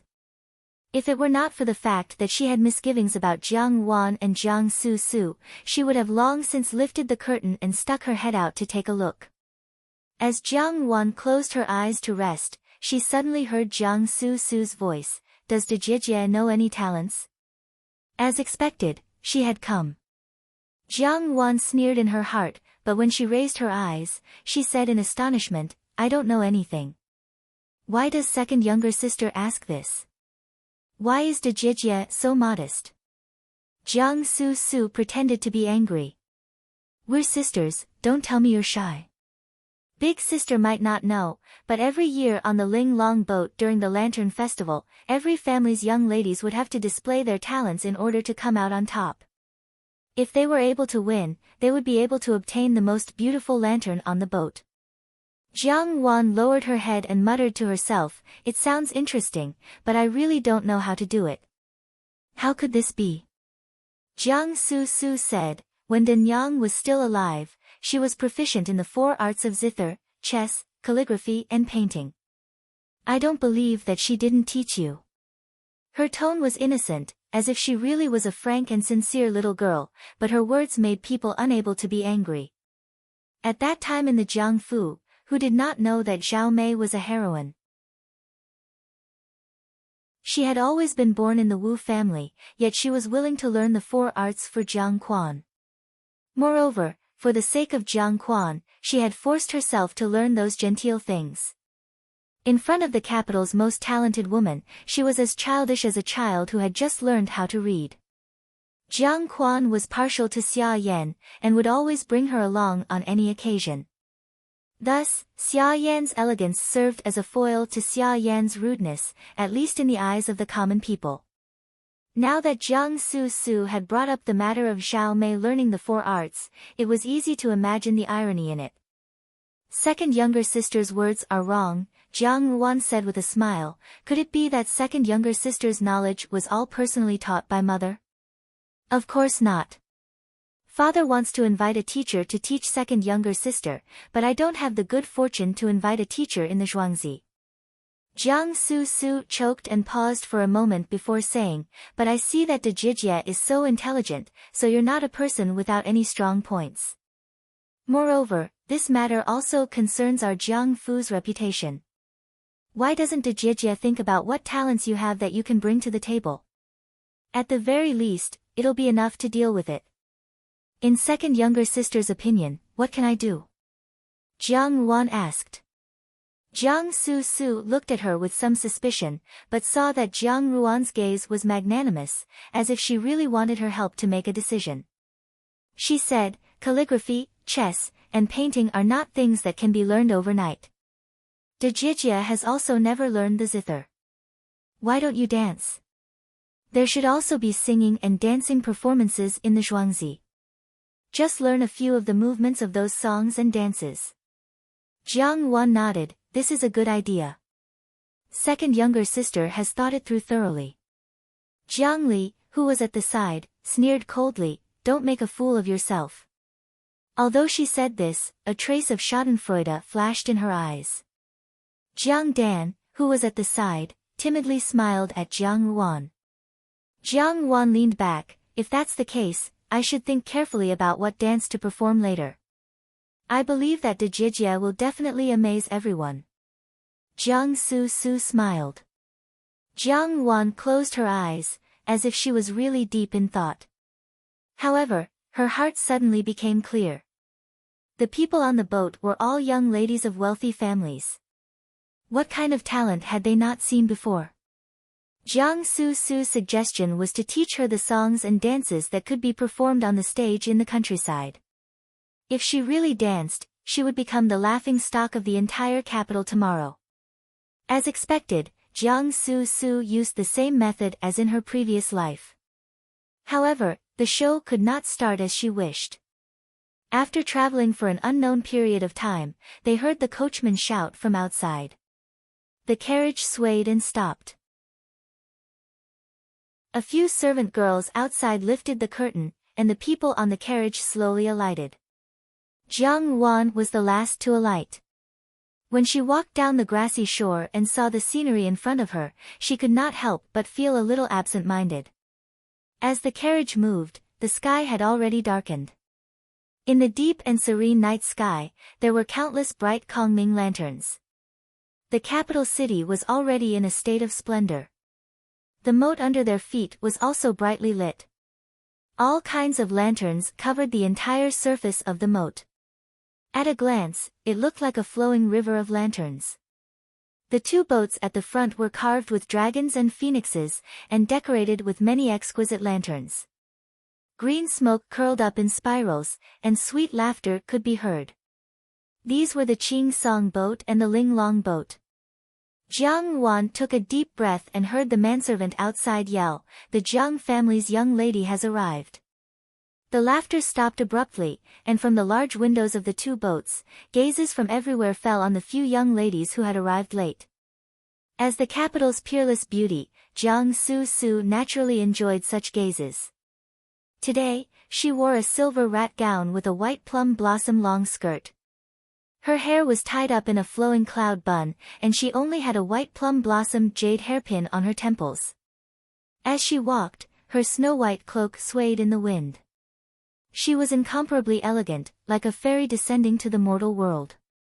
However, people's gazes only lingered on her for a moment before falling on the young lady behind her. The young lady's entire body was tucked under a bright red crane cloak, which made her skin even more white like jade. It caused people to be filled with wild and fanciful thoughts about her graceful figure under the crane cloak. Her eyes were like limpid autumn waters, her eyebrows were like an ink painting, and under the light of the lantern, her expression was delicate.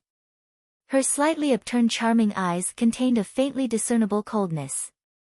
Her red lips were curved, and her long jet-black hair was casually tied into a small bundle behind her head, letting the rest meander down.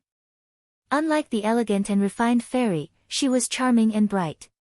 She was obviously extremely well-behaved, and her aristocratic bearing was natural, but it seemed that she was inadvertently seducing people. As she walked towards the crowd step by step, people could not help but hold their breaths. They could not tell whether this young lady, who was like a mortal, was a dream or reality. She was so beautiful that it made people's hearts tremble.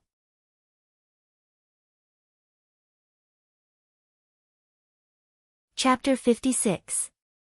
Previously, at Assistant Minister Shin's Fu, the young ladies who came and went were mostly young ladies of the capital's official families, but they were not as powerful as today's.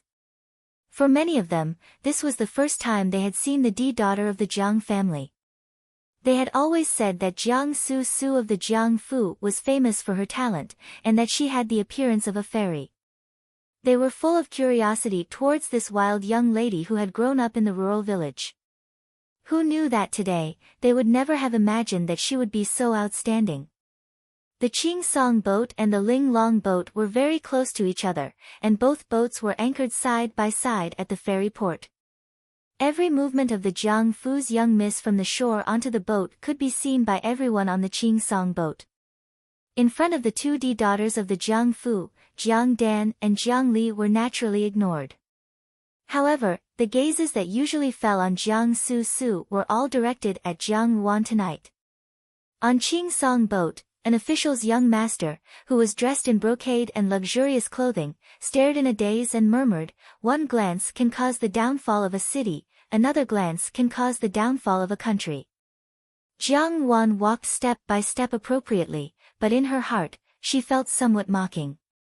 In her previous life, she had also walked step by step onto this Ling Long boat, but unfortunately, she did not receive such breathtaking gazes from the crowd. At that time, their gazes were filled with condescending ridicule, as if they were watching a lowly person trembling with fear as she walked into an upper-class gathering for the first time. In this life, how did it become like this? What she did not know was that in her previous life, because of Jiang Su Su and Xia Yan's daily indoctrination, coupled with the few years of being looked down upon in the rural village, she had long developed a timid and self-abased temperament. After returning to the Jiang Fu, Xia Yan had pretended to be close to her, practically spoiling her, and had used the tactic of praising her to death. She had never asked a teacher to teach her how to read or play the zither, nor had she learned any needlework, and her etiquette was even more casual. To these noble families in the capital who paid attention to rules, this was a big joke. Moreover, when it came to one's appearance, one's temperament accounted for 50%. In her previous life, she had been timid and meek, so no matter how good her appearance was, it would have been a waste if she was set off by that kind of behavior. Later, in the palace, in order to make her a perfect chess piece, the 8th prince naturally put in a lot of hard work. The demeanor and temperament that she developed in the palace was something that no one could learn. Everyone present had sharp eyes. They could tell at a glance that her etiquette was flawless. The lessons of blood and tears in her previous life had added a mysterious temperament to her. Now that she was moving leisurely, coupled with her gorgeous appearance from the instant's dungeon, she naturally attracted everyone's attention. The smile on Jiang Su Su's face was still warm, but if one were to look at it carefully, it was not difficult to discover that it was stiff. As soon as she boarded the ship, Miss Xue from the left deputy imperial censor's residence, whom she was familiar with, immediately called for her. Jiang Su Su then pulled Jiang Dan with one hand and Jiang Li with the other as they walked towards her. It was not known whether it was intentional or not, but she left Jiang Yuan standing where she was. Lian Xiao and Bai Ji, who were following behind Jiang Yuan, frowned. Jiang Yuan lightly curled her lips. After all, she was still young and did not know how to endure patiently. Although compared to other young girls, she was considered to be more scheming. Jiang Su Su was still a 10-year-old girl. She always wanted to be competitive. Once her position was threatened, she could no longer care about maintaining her mask. She was left alone in the same place, allowing everyone on Qing Song boat to see everything clearly. One of the young masters dressed in blue said angrily, "How can they bully a delicate little girl like this? These women are really too much." He was the young master of the Zongbing Darren's Fu. On the other side, another young master echoed, "Indeed, this is too extreme." If not for the fact that there is no precedent, I really want her to sit next to me. However, there were more than one person who had tender and protective feelings for the fairer sex. On Ling Long boat, Jiang Wan had not yet decided where to sit when she heard a familiar voice calling out to her, "Jiang Wan, come here." Turning her head, she saw that it was Lin Zixiang. Jiang Wan walked over to her and sat down beside her. Lin Zixiang carefully sized her up before she nodded and said, "You're much prettier than your younger sister. This red is also more pleasing to the eye than that hypocritical white." Jiang Wan was speechless. Lin Zixiang pulled her hand again and said to the people sitting at the table, "This is Miss Jiang from Minister Zhang's Fu, Jiang Su's older sister." On the boat, there was a small group. The little sisters of nobility who were familiar with each other sat at the same table. Although Lin Zixiang was also isolated like Jiang Wan in Assistant Minister Shin's Fu, Lin Zixiang also had her own good friends in the circle of the young ladies in the capital. Lin Zixiang also introduced to her, "This is Miss Dong from the capital's Inspector General's Fu, Miss Su from Hanlin Academy's Chancellor's family, Miss Wen from Valiant Cavalry's Fu, and Miss Xiao, the youngest daughter of Envoy Yun." Dong Yinger was the daughter of the Inspector General's family. She was born with a delicate, pretty, and adorable round face. Seeing this, she generously said to her, "So you are Jiang Wan." "Just now, looking at you, I was dumbfounded. Only now did I know that there is such a beautiful young lady in this world." Her words were naive and frank, without any deliberate flattery. Hearing these words, it caused others to have a good impression of her. When Fei Fei and Zhao Jin were both born in the Fu of a military official, so their actions were somewhat heroic. Zhao Jin smiled, "If I were a man, I'm afraid that I would go to your Fu tomorrow to propose marriage." "Exactly," Wen Fei Fei said, "now, you are already this color. In a few more years, I'm afraid that all the young ladies in the capital will not have the face to go out." Jiang Wan also smiled, "Jijie, are you deliberately trying to embarrass me? Today, it has also been an eye-opener for me. To think that in the capital there are young ladies with such temperament and appearance, especially in terms of temperament. If I were a man, I would definitely be a heartless man and marry all of you, Jijie." Everyone at the table laughed again, and it could be considered a happy and harmonious atmosphere. Lin Zixiang glanced at Su Ruoshi, "Why are you so absent-minded?" Su Ruoshi was the daughter of the Hanlin Academy's chancellor. Normally, she was also a proud and aloof person. Hearing this, she was about to speak when she heard a drawn-out voice coming from outside, "Jinying Wang has arrived, 8th Prince has arrived." Su Ruoshi's eyes immediately gained a trace of vigor, and her face also blushed. However, Jiang Ruan's body stiffened, and she did her utmost to steady her mind so that she would not accidentally spill the tea in her hand. She followed everyone's gaze towards the shore, only to see a person dressed in white walking over gracefully. That person was cultured and refined, just like in her previous life. He was handsome and dignified. Step by step, he walked towards the Qing Song boat with a smile on his face. The river's surface was clear and crystalline, reflecting the people toasting with each other. On this extraordinarily bustling night, meeting an old friend again, the blue sea had turned into mulberry fields. The chatter and laughter on the Ling Long boat had already abruptly stopped, but Su Ruoshi's gaze did not stop on the 8th prince. The person behind the 8th prince was dressed in a black brocade robe embroidered with a golden qilin pattern, with a jade belt and green boots. The youth's appearance was elegant and peerless, and his heroic spirit was pressing.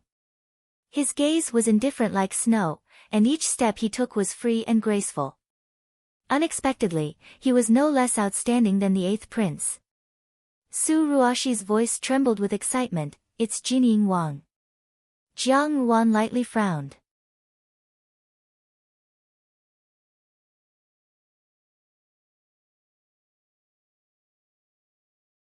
In her previous life, Jiang Wan had only seen Xiao Xiao once.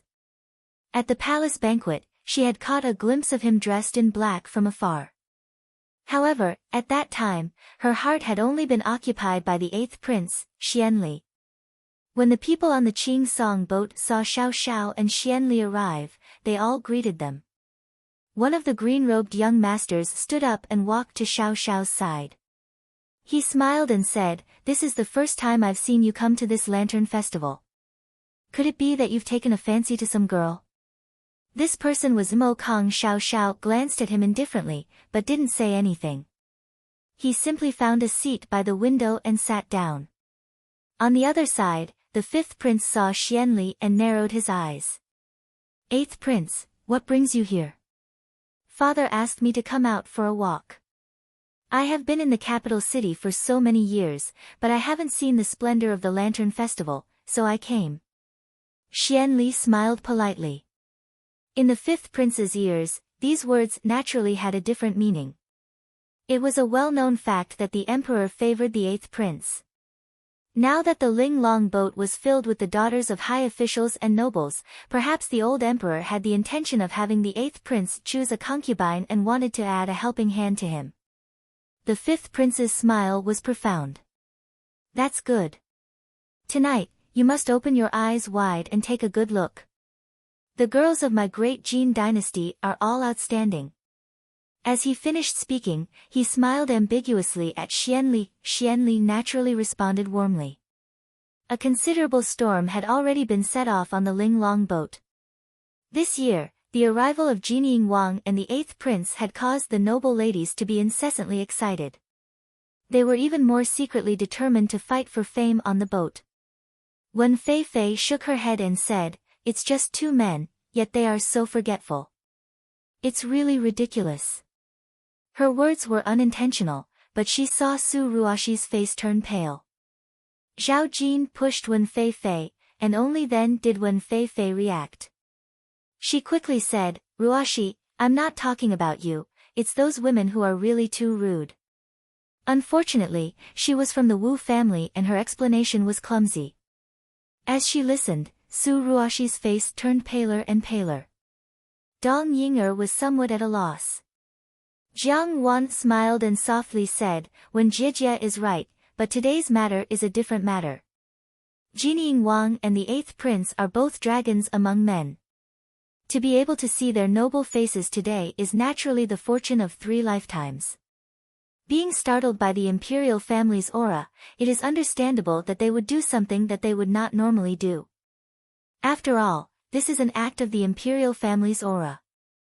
It has nothing to do with being polite or rude."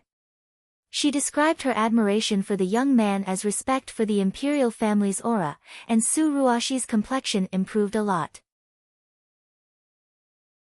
Wen Fei Fei looked at Jiang Wan gratefully, but Jiang Wan herself was deep in thought. Now that she saw it, there was no doubt that Su Ruashi liked Xiao Xiao, but in her previous life, she had never heard of any rumors of Xiao Xiao liking any girl. Su Ruashi's heart could only be misplaced. At the same time, she also had some doubts. In her previous life, she did not see Xiao Xiao at the Lantern Festival, so why did he suddenly appear in this life?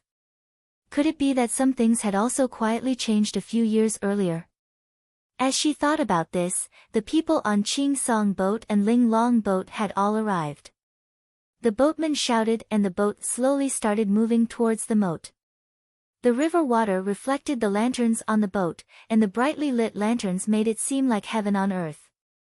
Being here made one feel as if they were in another world. The two boats sailed side by side, and Jiang Wan, who was on Ling Long boat, could clearly see the people on Qing Song boat. Xian Li's clothes were as white as snow, and time seemed to have turned back a few years. In her previous life, it was also on this boat that she had seen this gentle and modest gentleman, who had offered his entire life to him with both hands. Xian Li was sitting and drinking tea when he sensed an ice-cold gaze falling on him. When he turned his head to look, the young girls on Ling Long boat were talking and laughing. Many gazes of adoration were cast on him, but he did not feel the same as he did a moment ago. He shook his head and thought to himself that he was oversensitive. However, he did not see the young girl in red by the window lower her head to conceal the trace of light in her eyes. On Ling Long boat, a young noble lady suggested, "This year will be the same as usual." Since we have already reached the middle of the river, let's start the competition. The winner will obtain the most beautiful lantern on the boat. Her tone was sweet and charming, and her gaze secretly glanced at the people on Qing boat. Jiang Wan smiled slightly, and saw that Jiang Su, who was sitting on the other side, could not help but straighten her body, and a faint smile also appeared on her face. Jiang Su would not let go of such an opportunity, especially since there was also the 8th prince and Jinying Wang tonight. A trace of ridicule flashed in Jiang Ruan's eyes. At that time, she had not thought that Jiang Su and she were both daughters of the Jiang Fu. How could Xianli have taken a fancy to her, who had a disreputable reputation, and overlooked Jiang Su, who had sung a beautiful song that night? Now that she thought about it, it was nothing more than a joke.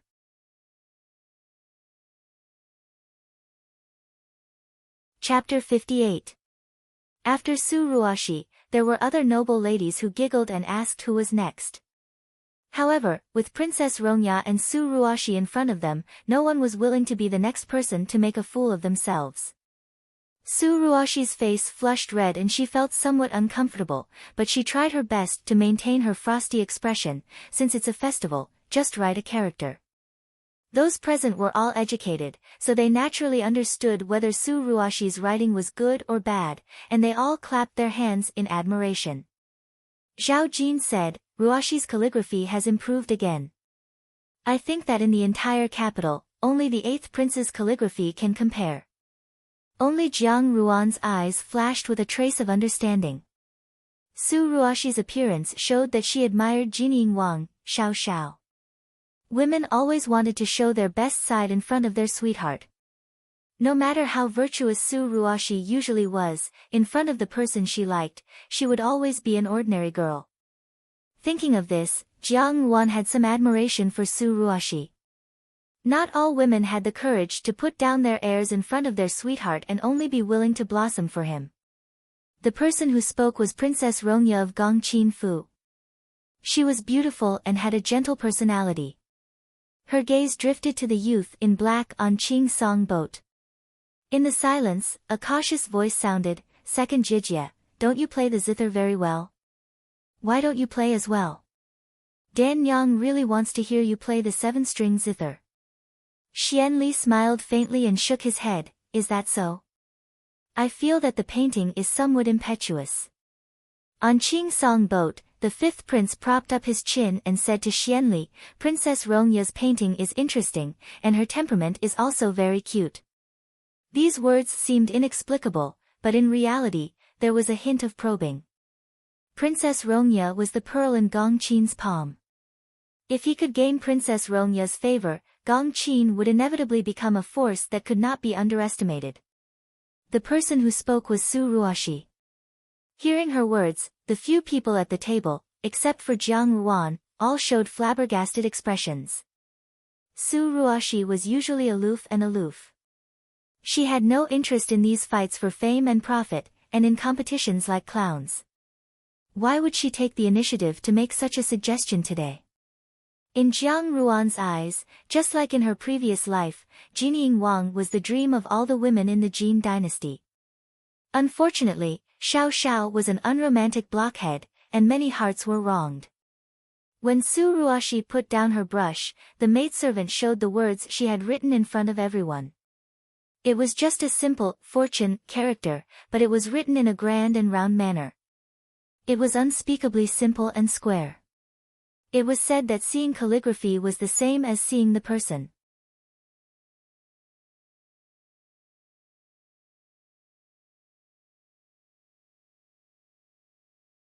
Chapter 59. Second Jiang Miss, what are you saying? Princess Rongya was still smiling wholeheartedly. Everyone knows that your zither skills are unparalleled. Why don't you play a song for us today? At that time, Jiang Furen's 7-string zither was famous throughout the capital, but unfortunately, we did not have the opportunity to see it. Today, why don't you play a song and broaden our horizons? Xia Yan was also the most talented woman in the capital, and her skill at playing the 7-string zither was superb. Now that she had given the 7-string zither to Jiang Su, who was already famous, it was undoubtedly the icing on the cake. It was not that Princess Ronya was not jealous, but she had always been tactful and knew that men did not like to see a woman's jealous and ferocious appearance, so it was better to be magnanimous. Moreover, Jiang Su's talent was indeed unparalleled, and this year's rabbit lantern would definitely fall into her hands. The surrounding noble ladies all chimed in. Some wanted to watch the excitement, some pretended to flatter, and some sincerely wanted to hear what the 7-string zither sounded like. When Fei Fei frowned, she really can play the 7-string zither. Ruan Mimi, have you ever heard your second sister play? Never heard, Jiang Ruan said with a smile, but it should be heavenly music that enters one's ears and makes one feel as if they're walking on clouds. Lin Zixiang snorted disdainfully, she's just putting on an act. Dong Yinger helplessly smiled at Jiang Ruan, but Jiang Ruan declined to comment. Originally, it was supposed to be a few years later during the Lantern Festival. Jiang Su's 7-string zither song had a lofty artistic conception and was incomparably elegant. In addition, with her disheveled appearance as a foil, the two daughters of the Jiang family, one was as pure as snow, while the other was as dirty as mud. This kind of rumor quietly spread among the nobles in the capital. At this moment, Jiang Su was dressed in white with light makeup, which made her small face look exceptionally dainty. In front of the crowd of orioles and swallows, there was a different kind of purity. A smile blossomed on her face as she said, "Since everyone has said so, I will show my incompetence. I only hope that it will not pollute your ears." Her humble attitude immediately aroused a wave of admiration from the crowd. Then, a servant girl presented an elegant and expensive 7-string zither. Jiang Su sat down in front of the 7-string zither, closed her eyes, and began to burn incense. The gazes of everyone on the Qing Song boat converged on the body of this stunning beauty. Mo Tsong nudged Xiao Xiao, that is the daughter of Jiang Quan's Fu. In the entire capital city, there is no one who can compare to her in terms of looks and talent. What do you think? Xiao Xiao glanced indifferently at the Ling Long boat, his expression still cold and indifferent. Mo Tsong was snubbed, so he awkwardly turned his head to continue watching Jiang Su's performance. With a zheng sound, the sound of the zither pierced through the air, like a sharp sword being unsheathed. Jiang Su opened her eyes, and her slender jade-like fingers danced on the strings of the zither. Like a butterfly as white as snow, the sweet-sounding sound of the zither flowed into everyone's ears. What she played was a song called Hidden Orchids. The sound of the zither was melodious and sweet, flowing without any pause. The music became more and more tranquil and distant. Today, she was wearing a white dress. In a trance, everyone felt that they were looking at an elegant and pure orchid in an empty valley, expressing their faint sorrow and resentment. People could not help but feel pity for her. The choice of this song was brilliant. On one hand, it set off Jiang Su's noble and pure fairy-like temperament, and on the other hand, it made everyone look at her in a higher light. Who would not like such a woman who did not attract attention? Su Ruoxi frowned slightly. Everyone was immersed in the sound of this orchid in an empty valley. Only Jiang Wan was leaning against the window, looking at the flowing river in front of it. Sure enough, Jiang Su was as famous as she had been in her previous life in the capital, but she did not know whether she could bear such great praise. Sure enough, after the song ended, a young master on the Qing Song boat took the lead and applauded, "This song should only exist in the heavens, it is rare to hear it in the mortal world." Everyone agreed one after another, and for a moment, the people on the Ling Long boat also clicked their tongues in praise. Jiang Su's pretty face blushed, and she returned to her seat. The fifth prince narrowed his eyes as he looked at Jiang Su, and a trace of amazement flashed in his eyes. Second Jiang Miss is born with a good appearance, and she is also so talented. She is indeed a woman with a pure heart and an orchid. Xian Li gave a rare praise. The fifth prince glanced at him. Lao Ba, if you like her, then let imperial father appoint a marriage and bring her home. Xianli shook his head. She can only be watched from afar, not played with. Second Jiang Miss is the capital's #1 beauty. The fifth prince said, if you don't take advantage of your young age to set an early date, someone else may beat you to it. Such a woman, even if you put her in your room, you will be satisfied. Princess Rongya laughed. With this song of second Jiang Miss, my sisters and I can't be compared. We really have no face to see others. Jijie is teasing me. Jiang Su humbly said, my sisters see that I am young and can't bear to see me make a fool of myself. That's why they are so supportive. Look, Princess Rongya covered her mouth and laughed. This mouth is really sweet. We didn't give you any leeway, it was you who played the zither well. However, with this kind of zither skill, the next person will be at a disadvantage. Who's next? The noble ladies on the Ling Long boat looked at each other, but none of them made a sound. During the deadlock, Jiang Su suddenly tilted her head and looked at Jiang Ruan. Jijie, aren't you very good at dancing? Today is the first time you've come to the Lantern Festival since returning to the capital. Why don't you let everyone familiarize themselves and show off your dancing skills? Everyone's gaze, which had just gradually returned to Jiang Su, immediately returned to Jiang Ruan. On the Qing Song boat, Mo Tsong doubtfully said, why did second Jiang Miss let that big sister who came from the mountains dance? Isn't this making a fool of herself? Although she looks pretty good, she probably hasn't learned the 4 arts. Jiang Ruan turned her head and looked at Jiang Su's eyes with a smile that wasn't a smile. Dance? Yes, when the boat sailed on the river, it would occasionally jolt. Although the boat was spacious, if one danced on the boat would sway and it would be very easy to fall off the boat and into the water. In her previous life, Jiang Su had also unwittingly suggested that Jiang Ruan dance. Unfortunately, she was completely unaware of the rules of the capital's aristocratic circle. She really thought that a dance from the mountains would be able to be performed on stage, so she danced in front of everyone. The boat jolted and swayed, and the dance was too tragic to look at, causing everyone to sneer endlessly. In the end, it was unknown who stepped on the corner of her skirt, but she slipped and fell, making a big joke of herself. When she was fished out of the water, dripping wet, a handkerchief with a man's love poem written on it fell from her body. It was really a complete joke. Now, did Jiang Su want her to repeat this joke? Jiang Su only felt that she was being stared at by Jiang Ruan's pair of coquettish eyes, and her thoughts seemed to have nowhere to hide. She subconsciously took a step back. Jijie. In the next second, Jiang Ruan had already recovered her smile, and indifferently said, my dance isn't good.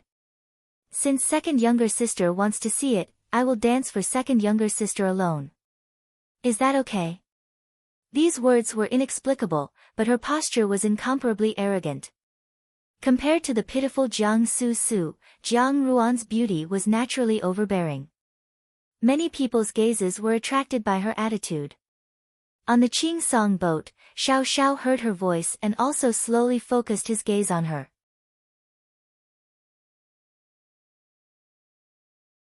Chapter 60. Jiang Ruan's posture was elegant. As she spoke, she had already stood up. Smiling, she repeated, since second sister wants to see, I will dance for you. There is no harm in that.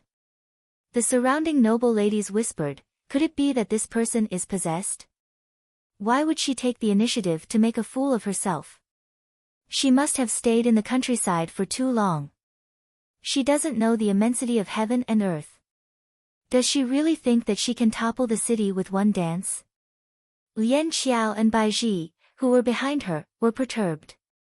Jiang Ruan had lived with them since they were young. They knew very well whether Jiang Ruan knew how to dance. Although in the eyes of a servant, their master's every move was good, but as servants, Lian Xiao and Bai Ji understood the rules of the aristocratic circle more clearly. They were afraid that Jiang Wan would fall for Jiang Su's trick and break the rules in front of these prestigious families. On the Qing Song boat, the fifth prince narrowed his eyes, born beautiful, but unfortunately an idiot. Why does fifth brother say this? Xian Li smiled. Second Jiang Miss's talent in the capital is already unparalleled. Eldest Jiang Miss wants to steal her limelight. How is that possible? After all, she's a girl raised in the wilderness. What could she know? Her words were full of contempt. For a moment, the people on the two boats were talking about how Jiang Wan was short-sighted and vainly wanted to compete with Jiang Su. A trace of delight flashed in Jiang Su's eyes. She raised her face with a gentle smile, then Sun Yang is blessed. I will have to trouble Jie to dance for everyone. Dance for everyone. Lin Zixiang frowned. Jiang Su's seemingly unintentional words made Jiang Wan seem like a dancer for people to amuse. For a moment, the people around them covered their mouths and sneered. Jiang Wan did not even blink. It was as if she had not heard Jiang Su's words. In her previous life, Jiang Quan and Xian Li had wanted her to win the emperor's favor and survive in the palace. Dance for everyone. These words were often said by imperial concubines in high positions. She was like a dancing clown. She had racked her brains to dance, but she had only won the title of an idiot beauty. Jiang Wan nodded and walked to the bow of the boat. The design of the Ling Long boat was very special. In order to enjoy the moonlight during the Lantern Festival, the bow of the boat was set up to be extremely wide and flat, making it a convenient place for dancing. She reached out her hand and removed the hairpin that held her hair in a bun. Instantly, her fine black hair flowed down to her waist like a waterfall, emitting an enchanting luster. She bit the double-jointed hairpin in her hand, her pair of charming eyes swept over the people on the two boats, and then her lips gently moved. The double-jointed hairpin was actually a delicate whistle. Under the moonlight and flowers, the first clear and melodious sound came from her red lips. At first, the sound of the zither was as dull as usual, like porridge being boiled in plain water, making people feel that it was dull and boring. However, her figure did not move, and she quietly stood in the same spot, not moving at all. The people on the boats began to reveal expressions of ridicule, thinking that this eldest miss of the Jiang family, who had just returned to the capital, had exhausted her limited abilities. She actually dared to boast shamelessly that she wanted to dance. Xian Li's expression slightly stiffened. He knew that this young girl was playing the Guangling verse. The content of the Guangling verse was about Nie Zhang's revenge for his father during the Warring States period, and his assassination of the Han King. This was a story of revenge. At this time, the flowers were beautiful and the moon was round, and everyone was happy. Why did the eldest miss of the Jiang family choose such a song with a murderous and combative atmosphere? The first two sections seemed ordinary, and everyone thought that her skills were mediocre. However, Xian Li knew that the turbulent undercurrent within these two sections could not be played by someone who was not truly in the right state of mind. In this song, he could hear what seemed like centuries of loneliness and forbearance. Xian Li was not the only one who felt this way. When the music started, Xiao Xiao, who was sitting alone in front of the window, lightly raised his eyebrows, and his gaze fell on the lonely young girl playing the music.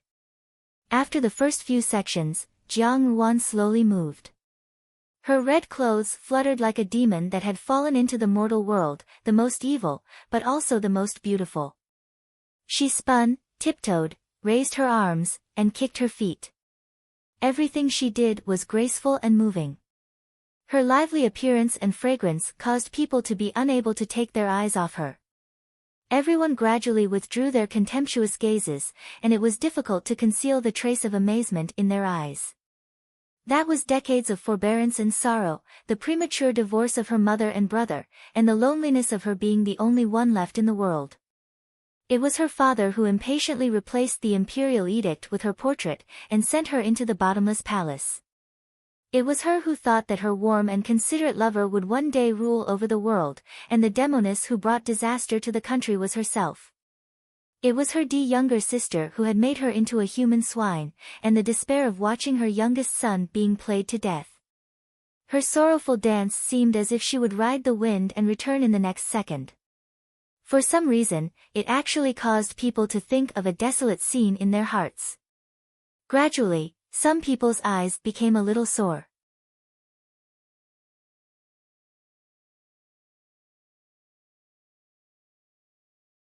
Chapter 61.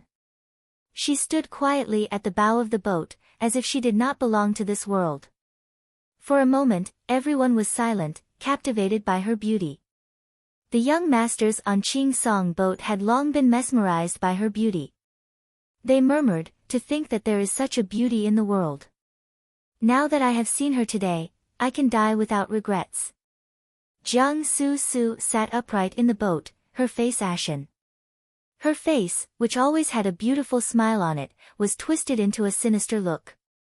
Jiang Li clenched her fists tightly, gritting her teeth so hard that they were about to break. The fifth prince opened his mouth, and a trace of greed flashed in his eyes. She is actually on par with second Jiang Miss. Xian Li's expression was complicated. He did not know why, but he felt that there was something about this young girl that deeply attracted him. He wanted to go forward and take a closer look at her appearance.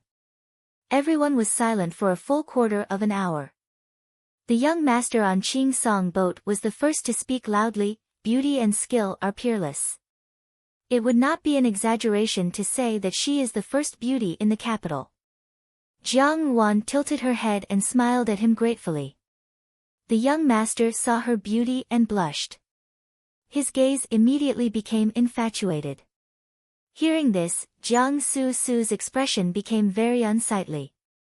She could not understand how Jiang Yuan could whistle and dance so well when she was in the countryside and had never hired a teacher. She had always been conceited about her own talent in that kind of dance and admitted that she could not dance to Jiang Yuan's level.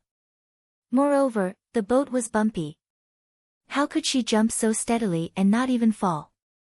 Jiang Su would never know that in her previous life, Jiang Yuan was often bullied by the palace concubines because she was not favored by the emperor. She was taught to dance at the palace concubines' birthdays. She would never forget that kind of practice where her feet did not touch the ground, even after a lifetime. She could dance in the palm of a person's hand. Now that the boat was bumpy, what did it count for? Everyone agreed.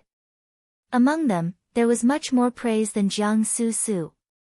People always liked new things. Although Jiang Su was good, she had dominated the title of the most talented woman in the capital for many years. In addition, she often looked like a fairy who was ignorant of worldly affairs. Now, there was another charming and different Jiang family's eldest daughter. As long as Jiang Yuan was a little more outstanding, people's eyes would be attracted to her. The male guests were full of praise for her, but the expressions of the female guests were not very good. Originally, the Jiang family already had Jiang Su. Now, with the addition of Jiang Yuan, wouldn't all the good men in the capital be charmed by the two of them? When Jiang Yuan returned to her seat, Lin Zixiang said, "So, you also know how to dance." "I cannot help but have a whole new level of respect for you." Zhao Jin and Wen Fei nodded. "We were dazzled. But that whistle was really good. Can you teach us?" "Originally, when I was in the rural residence, I didn't have any musical instruments. When I was bored, I played them for fun." Jiang Yuan explained. This explanation was reasonable, and it also made people feel a little more pity for her. Dong Ying'er looked at her, "But why did you choose Guangling-san? Normally, noble ladies wouldn't choose such a song today." Jiang Yuan smiled, "I only know how to play this." Su Ruoxi's face was pale. She hung her head and didn't say anything. Everyone knew that she was unhappy and pretended not to see it so that she wouldn't be embarrassed. Following that, a few noble ladies came out to perform, but they were merely going through the motions. It was just that after Jiang Ruan's soul-stirring Guangling dance, the lack of interest in watching these lackluster performances made them feel dull and uninteresting. For this year's Lantern Festival, the Jiang family had such a dark horse.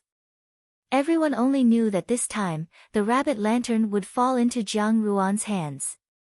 On the Qing Song boat, everyone's topic of discussion changed from the past Jiang Su Su to the present Jiang Ruan.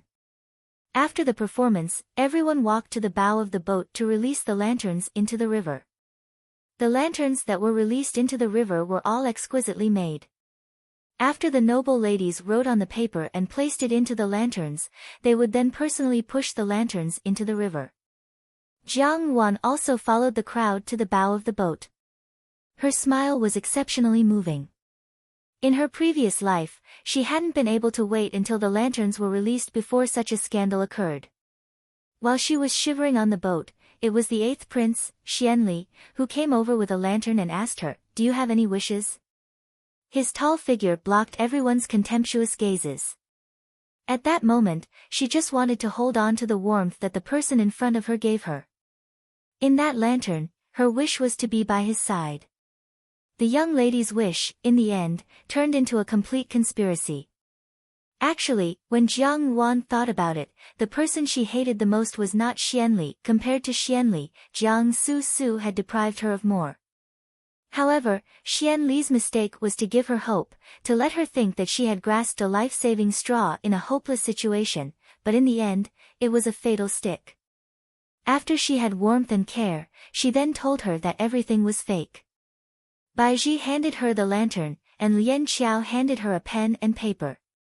Jiang Ruan thought for a while, then took the paper from Lian Qiao. Without writing, she directly rolled it up and placed it into the lantern. Her actions were seen by Jiang Su Su, who had been paying attention to her. She walked to her side and asked, "De Jiejie, why aren't you writing on the lantern?" Jiang Su Su deliberately raised her voice. Now that Jiang Ruan was the center of attention, the people on the 2 boats immediately looked at her. "I have no request, so what is there to write?" Jiang Ruan said lightly.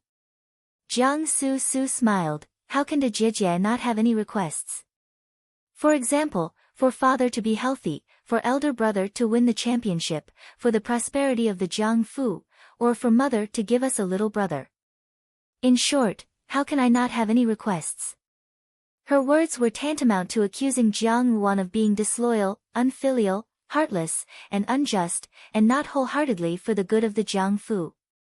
Lian Qiao and Baiji furrowed their brows at such a heart-wrenching remark. Jiang Ruan heard this and sneered. Father? How could Jiang Quan be considered a father? He wished he could sell himself to pave the way for Jiang Su Su and her brother. Mother? Her mother's corpse had already decomposed into ashes, and there was no longer such a person in the world. Elder brother? Now there was no news of her, and it was unknown whether she was alive or dead. Jiang Su Su's words were like pouring salt on a person's wound. Second sister, you don't know. Jiang Ruan's voice was soft and gentle, as if there was no anger. Father's body is naturally healthy, otherwise, how could he serve the court? Second brother's matter of being the Zhuangyuan is not something we can help with. Only giving mother a little brother is the ability of the child giving Guanyin. What does it have to do with us? She slightly raised her lips. The matters of the world depend on human effort. One's heart is devout, but one's future still has to be pursued by oneself, isn't that so? There was a trace of melancholy in her voice. In the past, I used to burn incense and pray to Buddha from time to time, but in the end, mother passed away, and elder brother's whereabouts are unknown. Tell me, can the desires of one's heart really be realized? In the end, it still depends on the person. These words drifted into everyone's ears, and Mo Tsong burst out laughing. Seeing Xiao Xiao looking at him, he hurriedly said, I just feel that this eldest Jiang Miss's words are really too clever. Cough, that matter of giving birth, it is indeed not something they can control. Jiang Ruan's words were humorous and had a special Zen meaning. Hearing that her life experience was pitiful, everyone's impression of her became even more sympathetic. Jiang Su was so angry that her face turned pale, but she still pretended to be happy. Next, it was time for everyone to release the lanterns. Jiang Wan bent down and placed the lantern in her hand into the river. Just as she was about to stand up, Jiang Su's expression did not change. She quietly stretched out her leg, intending to trip her.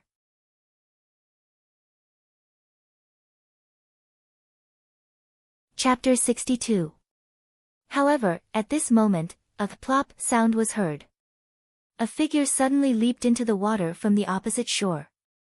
Looking at his swimming skills, he quickly swam to Jiang Su's side. With one hand, he lifted Jiang Su and swam to the boat. That Zhou De was also a character. Seeing this scene, his face flushed red and he angrily said, "She is a daughter of an official family and I am just a commoner. How can I steal her handkerchief? Don't tell me you're a lady from an official's family mingling in the crowd like a commoner, waiting for me to steal your handkerchief." Everyone looked at Princess Rongya curiously. Butterfly clenched her fists. After a while, Princess Rongya raised her head with a strange expression on her face. Jiang Wan asked Jiang Li, who was still in a state of shock, "Is third sister all right?" However, at this moment, Jiang Wan cried out in alarm and grabbed hold of Jiang Li, who was about to fall into the river with Jiang Su. With a dong sound, Jiang Su, who had been on the boat, had disappeared. Jiang Li shook her head. "How did you fall just now?" There were many people on the ship and she had her back to Jiang Wan, so naturally, she did not know who had touched her. Jiang Wan shook her head and suddenly remembered something. She shouted, "Not good, second younger sister has fallen into the river." Everyone fell silent. Although Jiang Su and this Zhou De did not seem to fit together, it was inevitable that beauties would sometimes make mistakes. Moreover, Jiang Su was still young, so it was possible that she had been deliberately seduced. In the face of the evidence, the crowd gradually wavered. The dark-skinned man seemed to be exasperated. He angrily took out an embroidered handkerchief from his waist and waved it in front of everyone. "If you don't believe me, take a look for yourself. This is the handkerchief she gave me. I, Zhou De, have been in the capital for so many years. Why would I lie?" Everyone was silent. Their gazes on Jiang Su instantly became meaningful. She wholeheartedly thought for Jiang Su's sake and took into account the general situation. Her words were also appropriate and beautiful. For a moment, everyone around them nodded their heads in agreement. She was not afraid of this strong man. In fact, when the dark-skinned man said those words, the people on the boat did not believe him. For a talent like Jiang Su, her eyes were at the top of her head.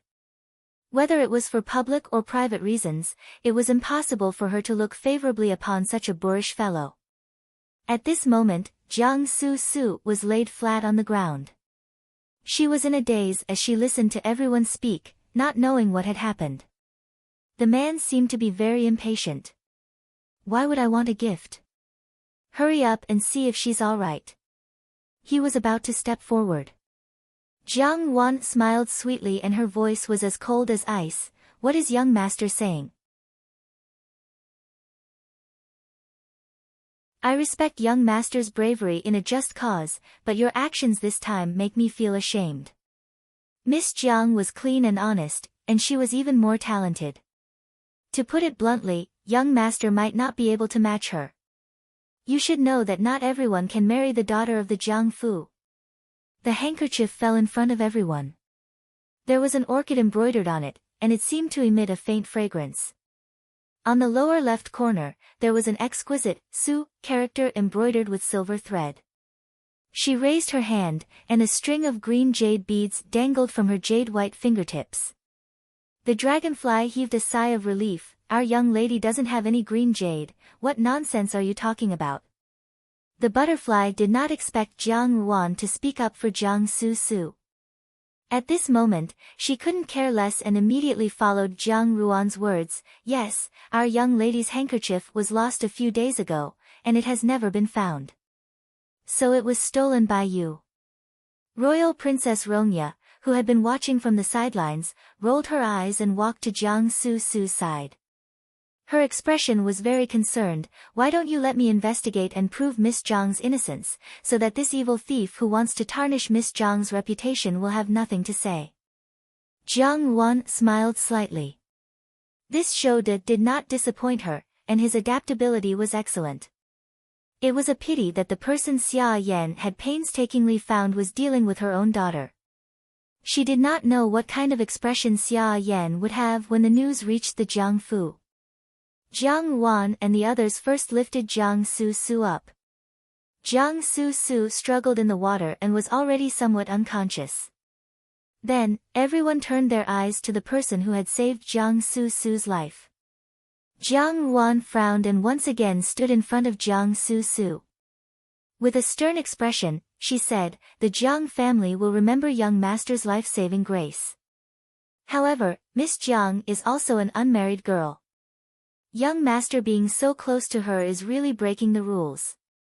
His actions naturally caused people to speculate incessantly. For a moment, everyone looked at this man with inquiring eyes. Someone on the Qing Song boat could not help but ask, "Who are you?" Jiang Wan slightly lowered her head. No matter how much time had passed, this world was still the same as before. Rumors and suspicions, malice and slander. But now, the one who had tasted this feeling was Jiang Su herself. Jiang Su's personal maid, Butterfly, was startled. She opened her mouth and looked at Dragonfly. They both saw the fear in each other's eyes. Zhou continued, "If you don't believe me, then go and look at her waist. There is definitely a piece of green jade of mine. That is our family's treasure, and I gave it to her as a keepsake." Jiang Wan angrily said, "What can a handkerchief do? Perhaps you used some method to steal Miss Zhang's handkerchief." As she shouted, everyone looked towards the river. They saw a person bobbing up and down in the splashing water. It was Jiang Su. At this moment, Jiang Su's entire body was soaked in water. Water constantly gushed into her mouth and nose. She did not care about her demeanor and shouted, "Help!" Before Butterfly could reach out to stop her, Princess Rongya had already touched Jiang Su's waist. Jiang Wan raised her charming eyes slightly, and a trace of playfulness flashed in her eyes. This Princess Rongya really knew how to cause trouble, but it also saved her a lot of trouble. Jiang Su stretched out her foot to trip Jiang Wan. Jiang Wan did not notice and continued to get up. However, she inadvertently turned her body sideways and avoided Jiang Su's leg. With this sideways body, she inadvertently bumped into Jiang Li. Jiang Li could not dodge in time and fell forward a few steps, coincidentally colliding with Jiang Su. Jiang Su was not prepared and immediately fell off the boat. But what kind of person was Jiang Su? She was the most talented woman in the capital. Since the age of 7, she had been the most beautiful woman in the capital. Naturally, there were sons of the first wives of well-matched families who were devoted to her. Seeing that the beauty's physical strength was not enough, he wanted to be a hero and save her. With this thought, the somewhat scheming young master could only stand on the boat and watch. It was a young man of 17 or 18 years of age. His skin was dark and his appearance was decent.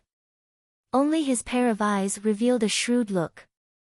However, the dark man was anxious. "She and I love each other." "What do you mean by close?" "In the future, I will naturally marry her."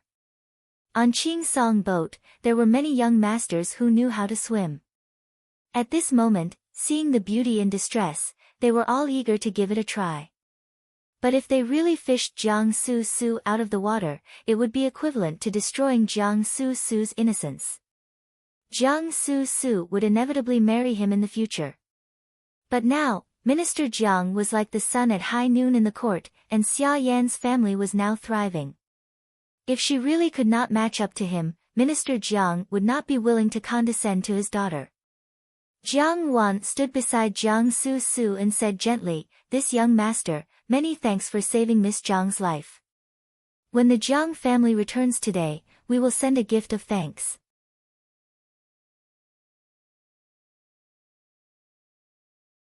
Chapter 63.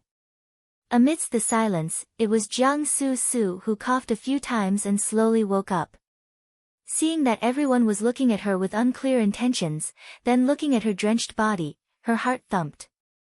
Jiang Li rejoiced in her misfortune and said, "Second Jijie is awake, that's great." "What happened?" Jiang Su rubbed her forehead.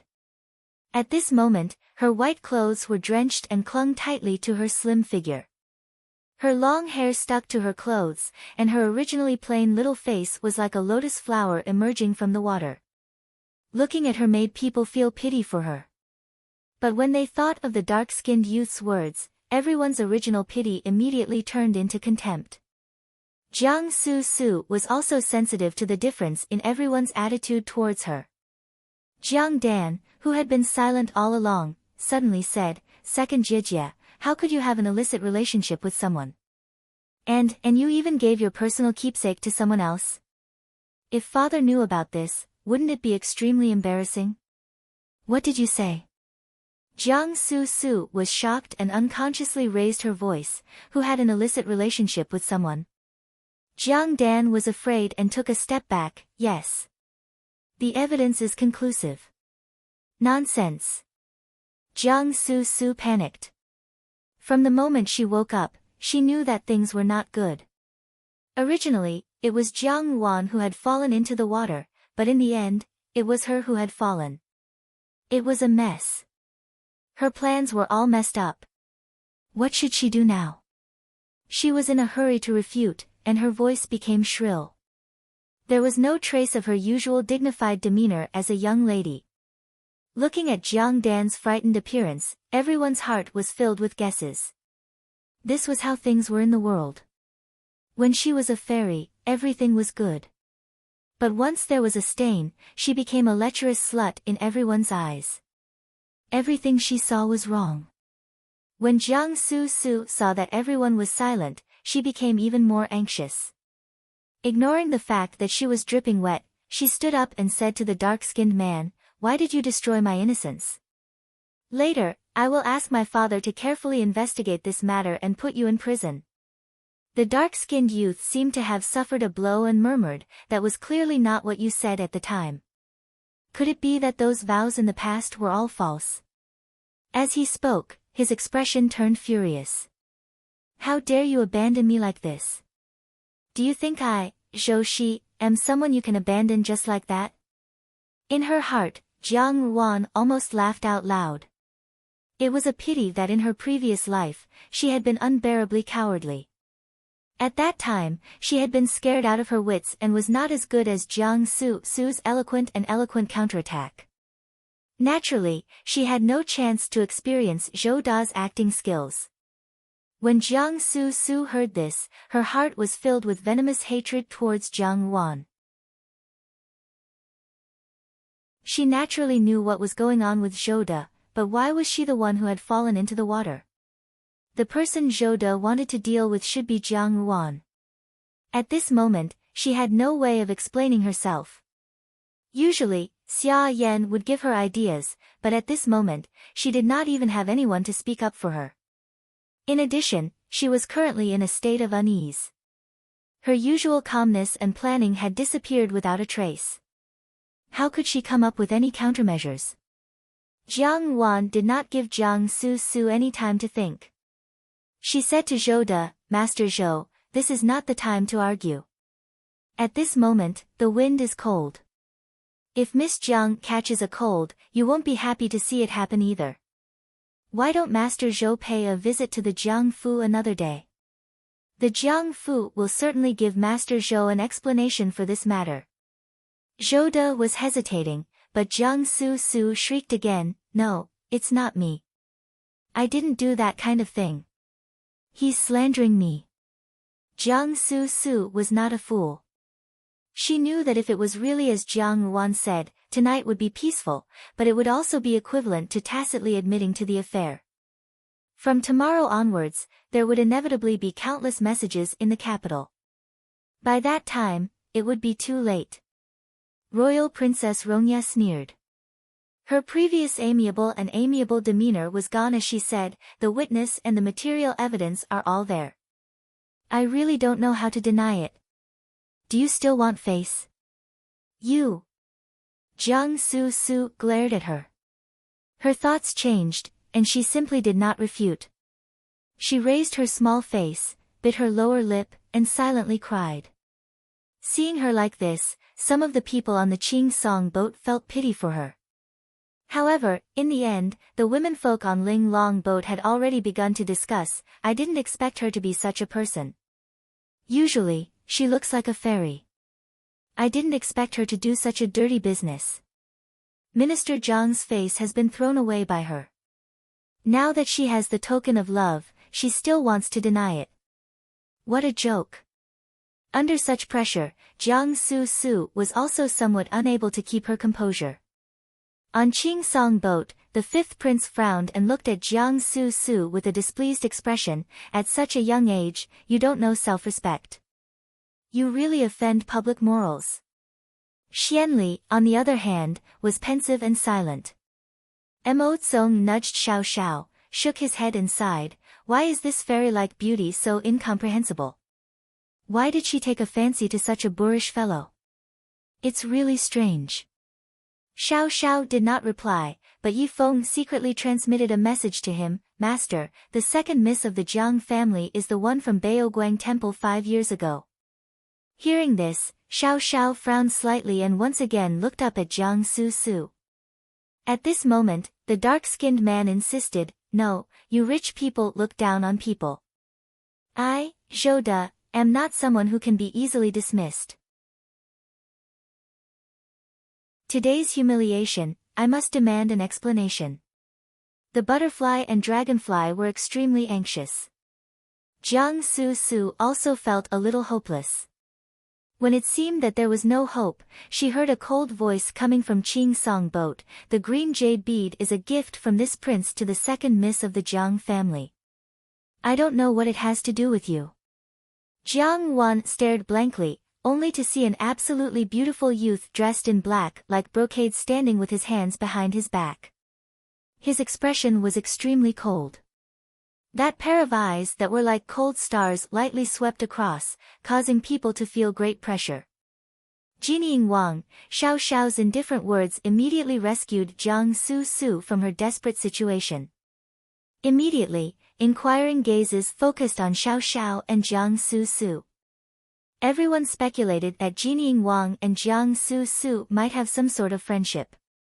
Otherwise, why would Jinying Wang, who had always been cold and aloof, help her out of this predicament without any rhyme or reason?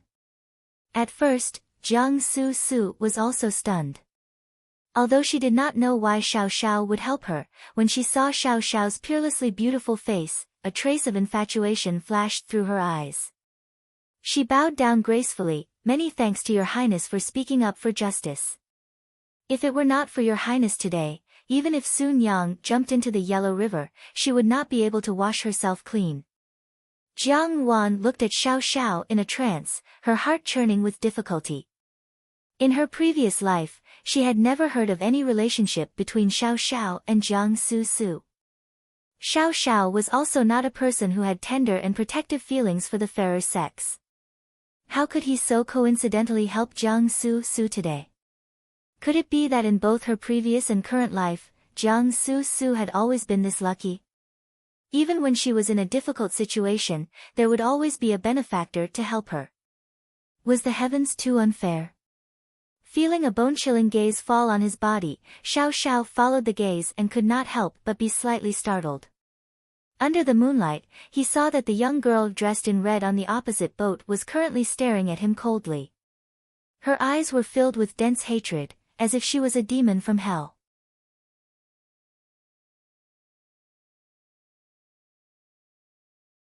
Chapter 64.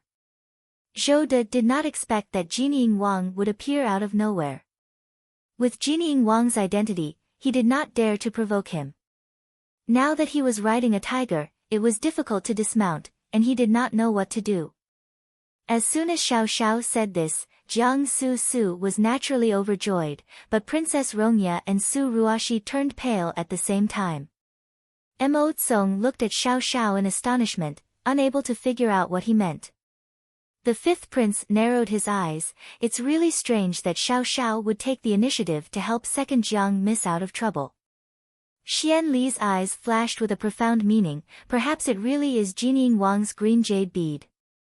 Jiang Wan withdrew her gaze and suddenly turned to the dazed Zhou De. So you were actually lying. That green jade bead clearly belongs to Jinying Wang, so where did Miss Zhang's handkerchief come from? Hearing Jiang Ruan's words, Zhou De had a flash of inspiration. It was true that the green jade bead belonged to Jinying Wang, but the handkerchief was also real. If he admitted it now, he would most likely have to bear the consequences. It was better to stubbornly hold on to it, and perhaps there would be a chance of survival. That Zhou De was normally a hoodlum, and he was especially good at throwing a tantrum. He sneered and said loudly, "Everything I said is true. Even high officials and nobles cannot take advantage of their power to bully others.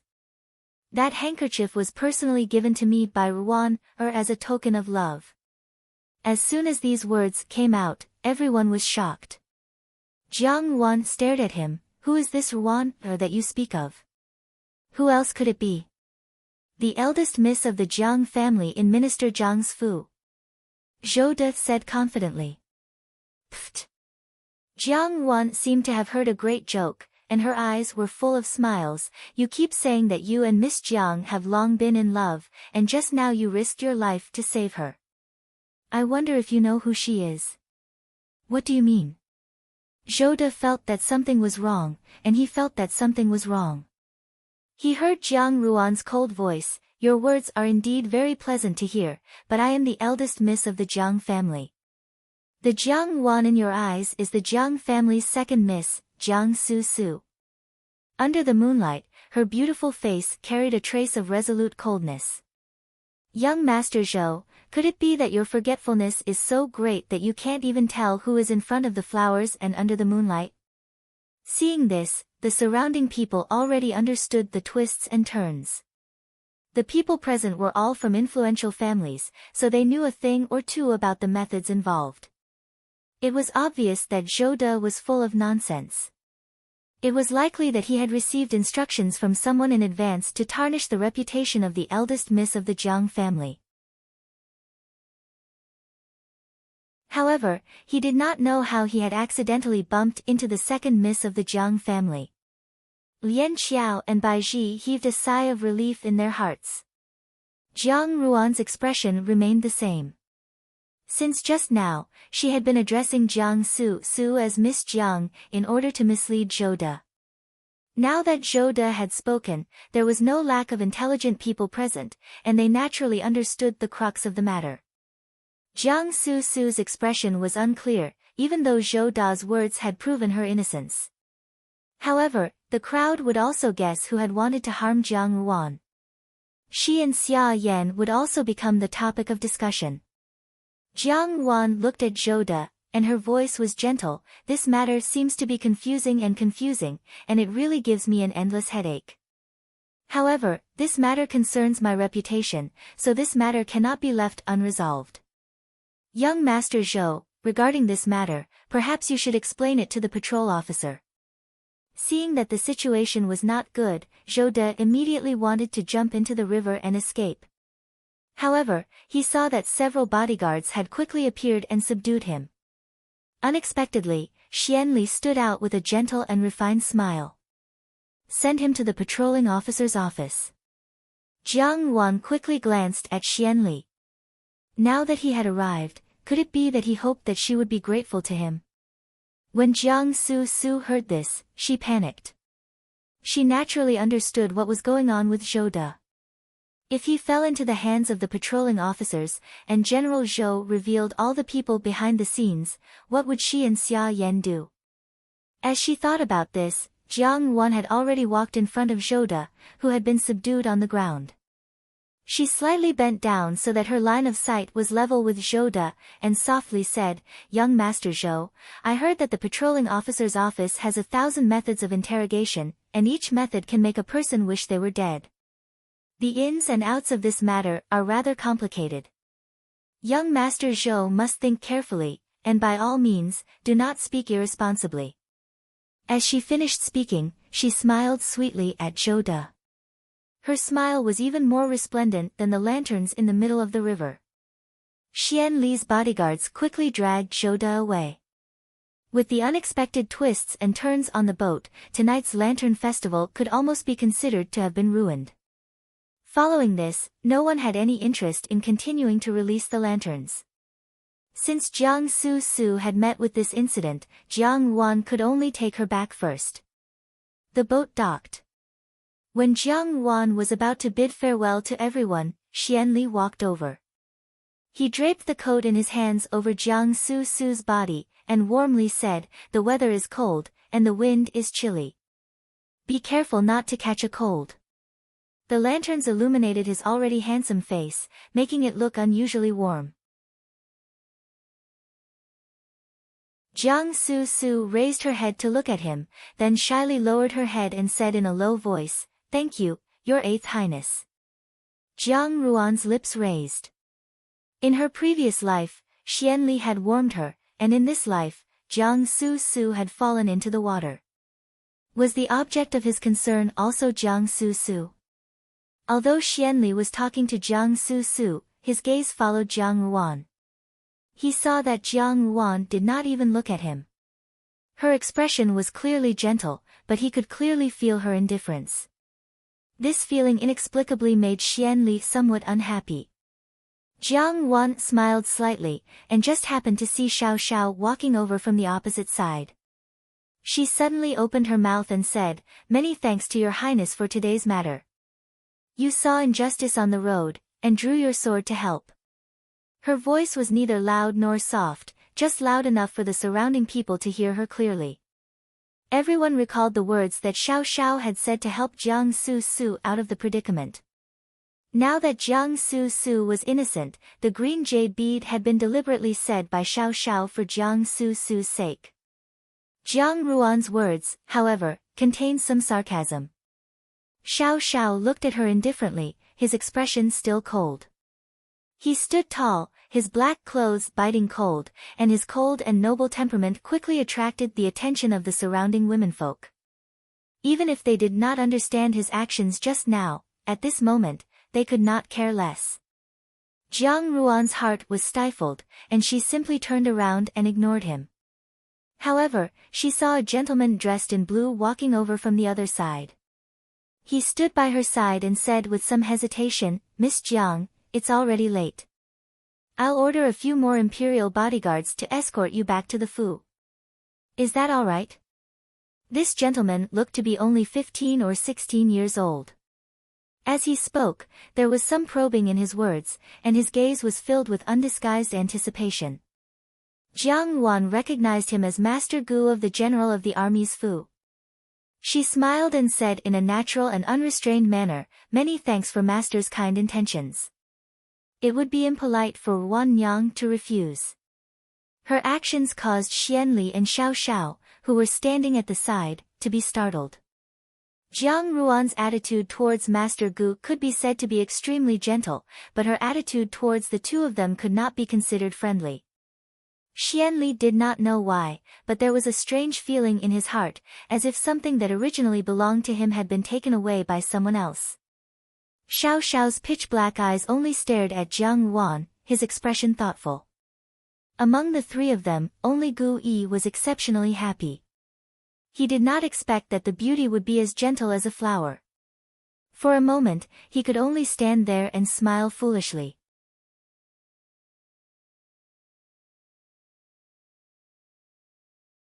Chapter 65.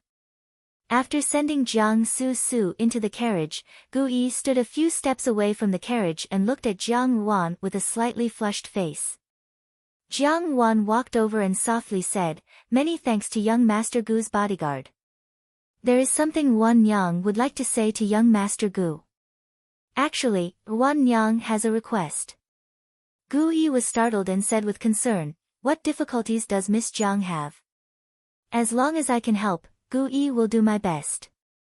This Gu Yi was a person who had tender and protective feelings for the fairer sex. Jiang Wan nodded slightly. Presumably, young Master Gu knows a thing or two about Wan Yang's family matters. However, I see that young Master Gu is sincere, and I think that your character is also very kind. Moreover, only young Master Gu can help with this matter, so Wan Yang has thickened her face to ask for a favor. Gu Yi felt as if he was floating in the air from her few words of flattery, and in his heart, he was extremely fond of Jiang Wan. He heard Jiang Wan say in a low voice, "Wan Yang's eldest brother left the Fu to join the army 5 years ago, and since then there has been no news of him. Wan Yang's birth mother died young, and eldest brother is the closest relative in the world. All these years, Wan Yang has been inquiring about him, but unfortunately, there has been no news." Her voice was gentle, and there was even a smile on her face. However, for some reason, people could hear a trace of worry in her soft voice.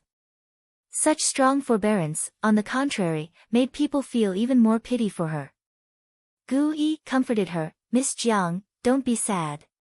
Your brother is a virtuous man, and will certainly be fine. However, I don't know how I can help in this matter." Wan Yang heard that the Zongbing Darren has a good personal relationship with General Guan and General Chen. Jiang Wan smiled, "And 5 years ago, when my brother joined the army, General Guan and General Chen happened to be recruiting soldiers in the capital. Wan Yang thought that perhaps my brother is in the Chen family army or the Guan family army. Since the Zongbing Darren has a friendship with the two generals, perhaps you can do me a favor and help me inquire about my brother's news." Gu Yi patted his chest, "This is not difficult. Later, I will talk to my father about this matter. Miss Jiang, rest assured, once there is news of your brother, I will send someone to inform you." Jiang Wan solemnly bowed to him. Young Master Gu's kindness, Wan Yang is unable to repay it. I can only remember it in my heart. If there is a chance in the future, I will definitely repay it. Gu Yi jumped in fright and waved his hand to decline. "It's nothing much, Miss Jiang need not be so polite. Are we friends now?" Jiang Wan smiled, naturally. After bidding farewell to Gu Yi, Jiang Wan boarded the carriage. Jiang Su Su, Jiang Li, and Jiang Dan were all waiting in the carriage. Seeing Jiang Wan come up, Jiang Su Su found it difficult to suppress the anger in her eyes. Jiang Li, however, laughed mockingly, "Vixen." Only Jiang Dan gave her a timid smile, vaguely appearing weak. However, after tonight's events, Jiang Wan had a deeper understanding of her. How could she possibly believe that she was as timid and afraid of trouble as she appeared on the surface? She was afraid that there was someone else in this Fu who had hidden herself very deeply. The few people in the carriage were silent as they drove all the way back to the Jiang Fu's main gate. Outside, the manservant and steward Zhang, who were guarding the gate, were astonished to see a few unfamiliar imperial bodyguards. Bai Ji helped Jiang Wan out of the carriage. Jiang Wan smiled at the imperial bodyguards and said, "Many thanks to all of you for today. Please convey my thanks to young Master Gu." After saying this, Lian Xiao walked forward with a smile and stuffed a pouch filled with silver fragments into the hands of one of the men. "Take this bit of silver and exchange it for wine." The imperial bodyguards looked at each other in dismay, saluted, and then left. Steward Zhang had stayed in the Fu for many years. With one glance, he could tell that these imperial bodyguards were most likely acting on their master's orders to protect Jiang Ruan. Steward Zhang looked at Jiang Ruan's calm and steady appearance and could not help but feel suspicious. Could it be that during tonight's Lantern Festival, this eldest young miss had gained favor? Meanwhile, Dragonfly hurriedly jumped down from the carriage and helped the dripping wet Jiang Su Su down. Butterfly hurriedly said, "Quickly call a physician, second young miss has fainted." At first glance, Steward Zhang turned pale with fright and hurriedly ordered someone to find a physician. As he instructed someone to inform Xia Yan, he asked, "What happened to second young miss?" Jiang Wan smiled in her heart. Fainting as soon as she returned to the Fu, Jiang Su's idea was indeed convenient. However, how could everything go as she wished? If she did not cause Jiang Su some trouble, how could she be satisfied? Jiang Wan glanced at Xian Li's outer robe draped over Jiang Su's body and worriedly said, "Second younger sister fell into the river and was even tainted by bad people. For now, it is better to wait for second younger sister to wake up. After this matter involves the patrol office, we will wait for father to return before making a decision." She spoke vaguely, and when Steward Zhang heard the words, "tainted," and "patrol office," his heart skipped a beat and cold sweat crawled up his back. At that moment, he did not have the time to ask clearly and only knew that this matter had become serious. When the unconscious Jiang Su heard Jiang Ruan's words, her forehead twitched and she clenched her fists tightly. Jiang Wan sighed, "Today, I am also tired."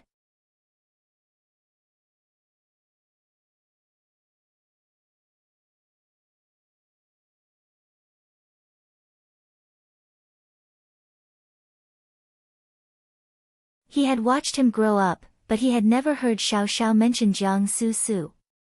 If not for this rumor, Steward Lin was afraid that he would not even know what kind of person Jiang Su was.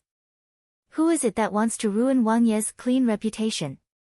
What kind of person is Jiang Su? To say that she is deeply in love, who is she trying to bluff?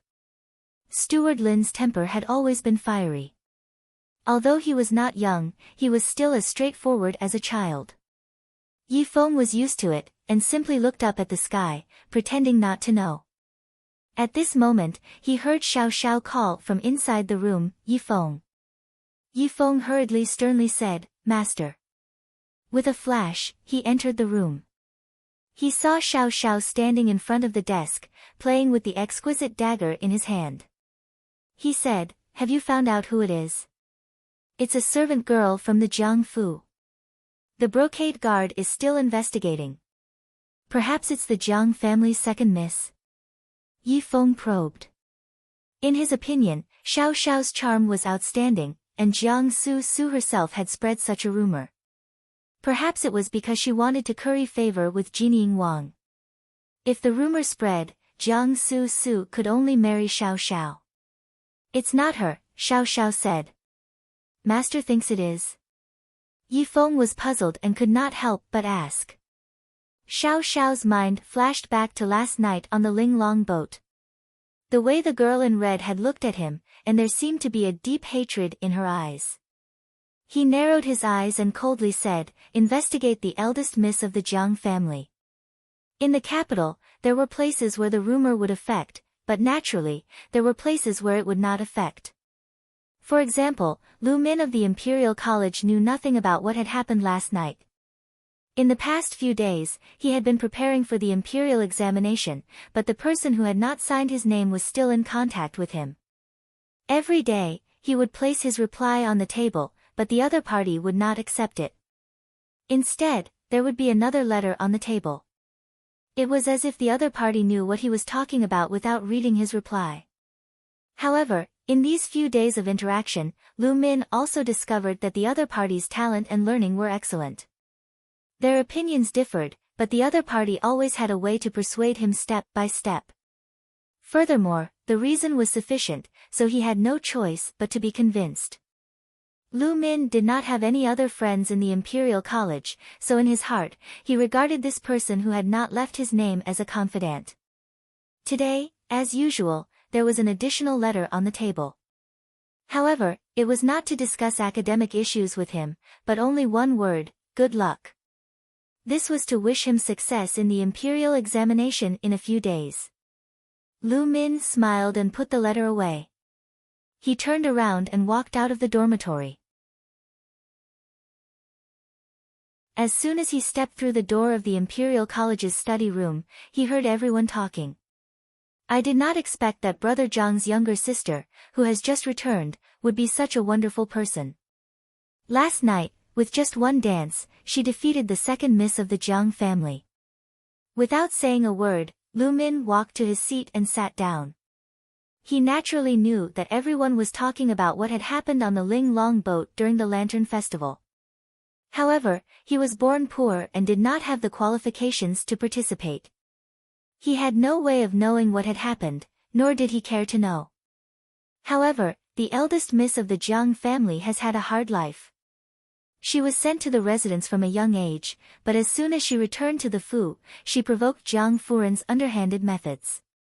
It's really a pity. Another young master shook his head, his tone rather sympathetic.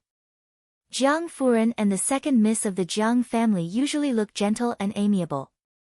How could they do such a thing? You may know a person's face but not his heart.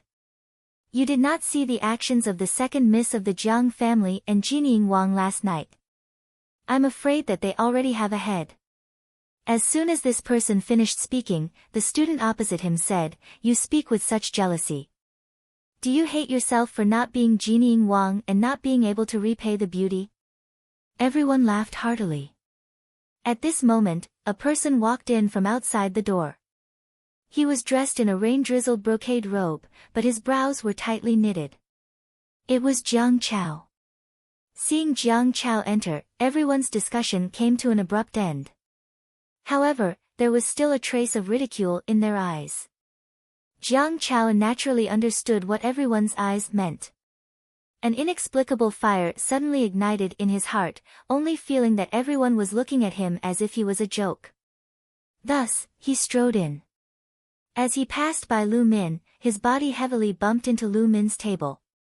Immediately, the ink on the table toppled over and stained Lu Min. Jiang Chao fiercely turned his head. The ink had also stained his brocade robe. He was worried that he had no place to vent his anger. At this moment, his body was stained with ink.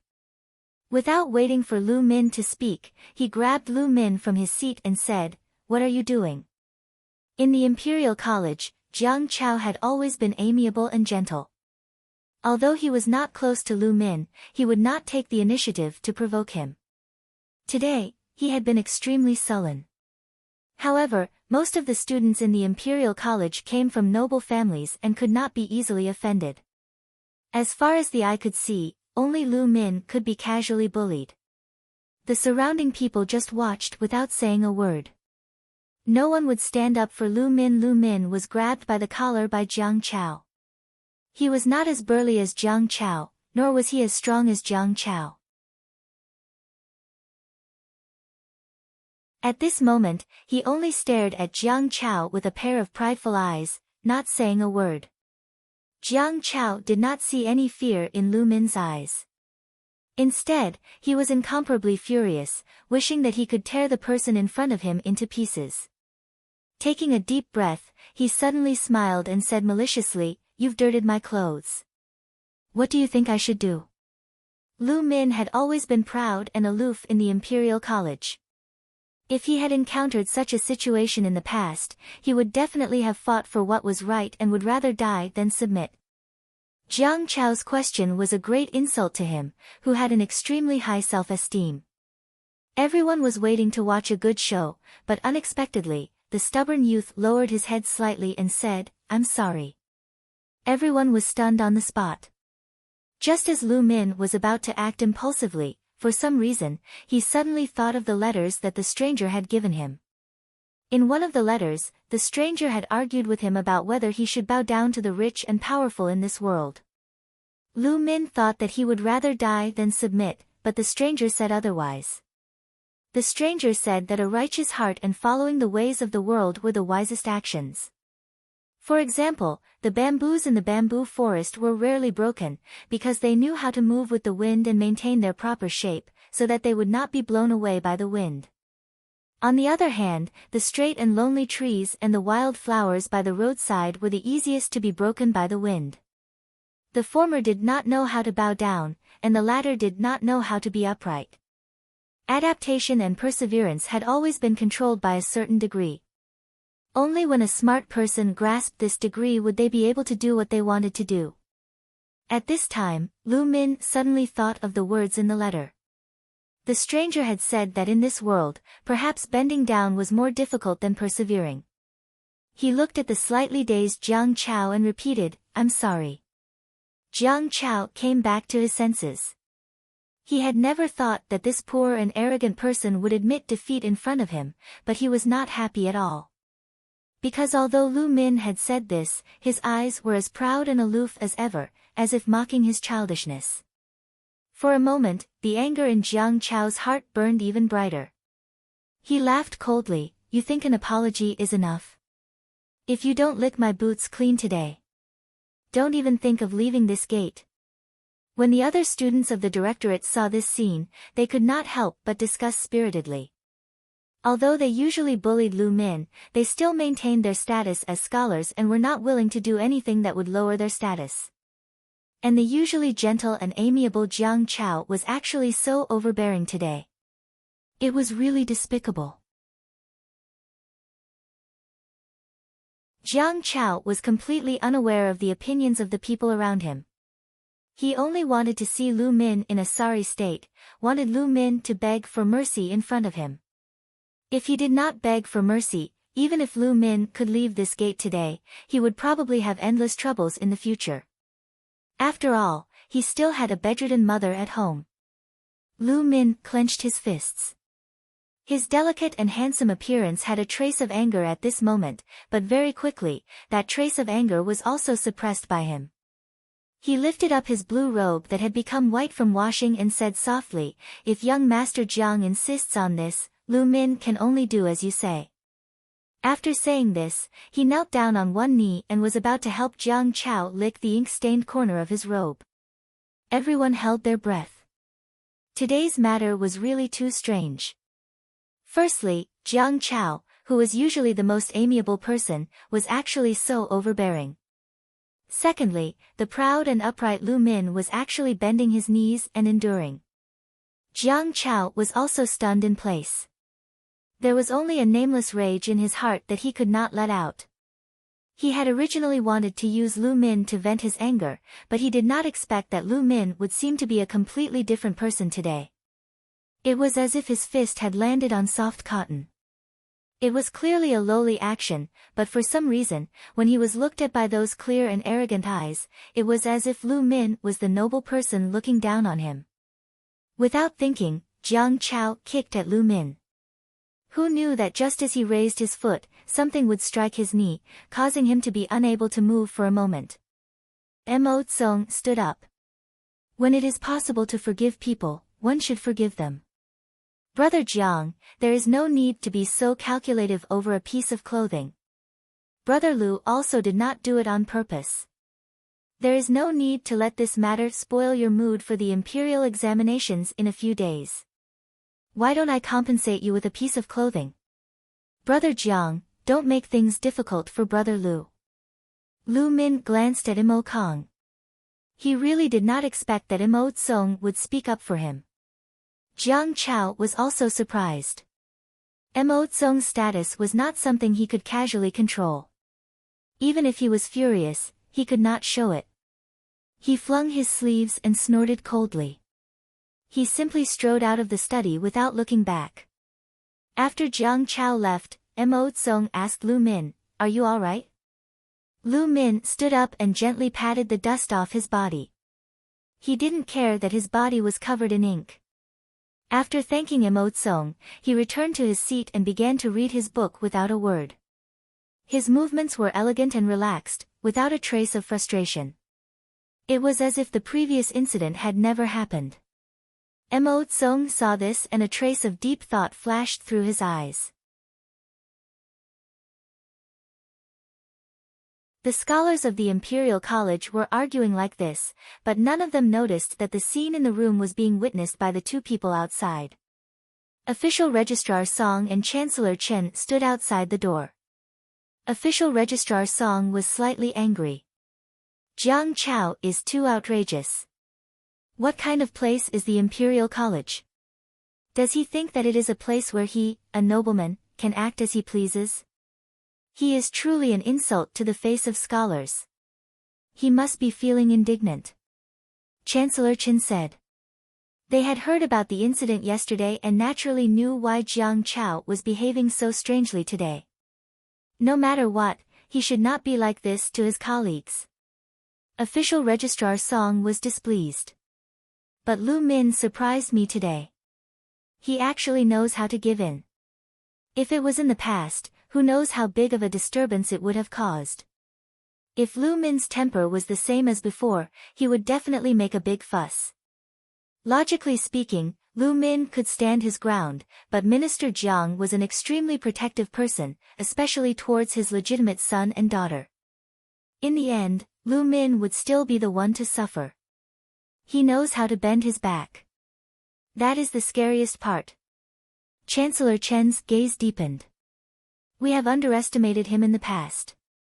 This person is flexible. If he can enter the imperial court, he will definitely become someone great in the future. Jiang Chao is far inferior. Official Registrar Song usually heard that Chancellor Chen did not think highly of Lu Min. Now that Chancellor Chen had taken the initiative to praise Lu Min, it coincided with his own thoughts. Official Registrar Song was relieved and echoed, indeed. Moreover, Lu Min is completely sincere and upright. He is truly a rare talent. Chancellor Chen smiled and did not say anything more. Jiang Chao angrily returned to the Jiang Fu and rushed towards Mei Qing Yuan. Lin Lang saw him walk in with an unkind expression and hurriedly said, "Second young master, Furin is talking to Mississippi, go away." Jiang Chao pushed Lin Lang aside. Just as he entered the door, he saw Jiang Su nestled in Xia Yan's embrace, crying non-stop.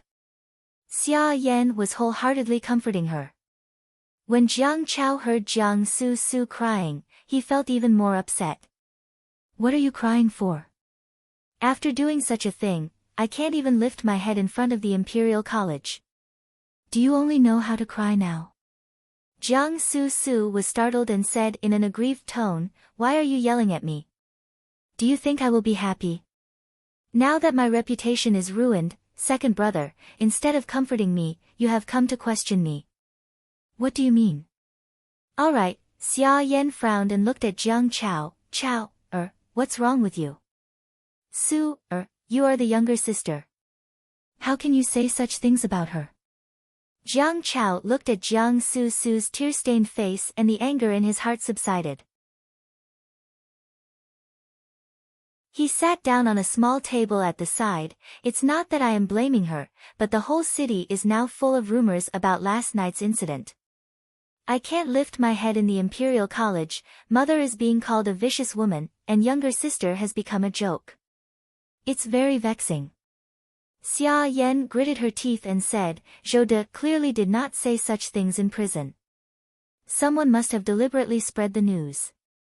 To want to ruin my Su's reputation, what a sinister idea. Who would do such a thing?" Jiang Chao said angrily, "Let me find out, I will skin him alive." Jiang Su snorted coldly, "Who else could it be? Besides that slut Jiang Wan, who would do such a thing?" "Jiang Wan?" Jiang Chao was suspicious. In his eyes, Jiang Wan was just a young girl. She did not have a mother by her side, so how could she have such a complicated mind? How could she have such great ability? Jiang Su's nails dug into her palms. "You're just looking down on her. I also feel that something is fishy." Xia Yan frowned. The one who fell into the water was obviously her. How did it become That handkerchief was also strange. Whether it was her or not, Jiang Wan cannot be kept alive. She could sensitively feel that although Jiang Wan did not look remarkable, there was something about her that made people feel cold. "Mother must avenge me." Jiang Su cried out, "She must lose all standing and reputation." "Don't worry," Xia Yan laughed, but there was not the slightest trace of a smile in her eyes. "I have already told this matter to your father. I only said that there was something fishy about your falling into the water. These few days, you must properly curry favor with your father. I have 1,000 ways to ruin this slut. As for Jining Wang, take advantage of these few days to send an invitation saying that you are thanking him. Go to his residence and find out what his intentions are." At the mention of Xiao, Jiang Su's pretty face reddened. She shyly lowered her head and did not speak. Jiang Chao thought for a moment, if Jining Wang really likes younger sister, in the future, he can also take care of me in the officialdom. Second brother, what are you talking about? Jiang Su was somewhat embarrassed. Xia Yan also frowned, what are you talking about? How can your younger sister's clean reputation be so casually talked about? She paused, then continued, now, you should properly read your books. In a few days, you will be the champion in one fell swoop in the imperial examinations. At that time, Su-er's matter will also be over, and your father will be happy. At that time, Jiang Wan will still be no more than an ant for you to knead. When Jiang Su heard this, she immediately said, second brother, don't disappoint us. Jiang Chao waved his hand, don't worry, I have already arranged everything. Moreover, I have made ample preparations, so I will definitely be able to obtain a good ranking. He said, at that time, I will have a meteoric rise and become a noble person of the upper class. Those lower class people won't even be worthy to carry my shoes. At this point, his tone became sinister, and Lu Min's arrogant gaze flashed in his eyes. Xia Yan patted his shoulder, my son, mother will pray for you. When Lu Zhu told Jiang Yuan about the information she had obtained from Mei Qing Yuan, Jiang Yuan only smiled faintly. Lu Zhu looked at her careless appearance and said somewhat anxiously, Miss, the imperial examinations will be held in a few days. Second young master is so confident, if he really obtains a good ranking, then we will be in trouble. He has no talent and no virtue, how can he obtain a good ranking? Jiang Yuan looked at the newly completed painting in front of her and put down her brush. Lu Zhu came over to take a look and saw that the painting was a painting of moonlight. The moonlight shone brightly over the hills, and there was a faint glow of fireflies in the forest. Mrs. Painting is really beautiful. Lu Zhu exclaimed in admiration, is this painting going to be mounted? No need, send it to the Imperial Academy. Jiang Yuan said. Painting? Lu Zhu was surprised, Miss is sending a painting. Not writing. He will understand. Jiang Yuan rolled up the painting. Between the moonlight and the firefly, whose light was brighter, who shone more? The place that the firefly could fly to was no more than a few zhang high, and the light that it could shine was no more than a square inch. How high was the moon, but the places that it could shine were mountains, rivers, lakes, and seas. The higher one stood, the wider the area that they could shine. If one wanted to help more people, one had to have more power. With a higher status, one could do things with more freedom. Lu Min was smart enough to understand this.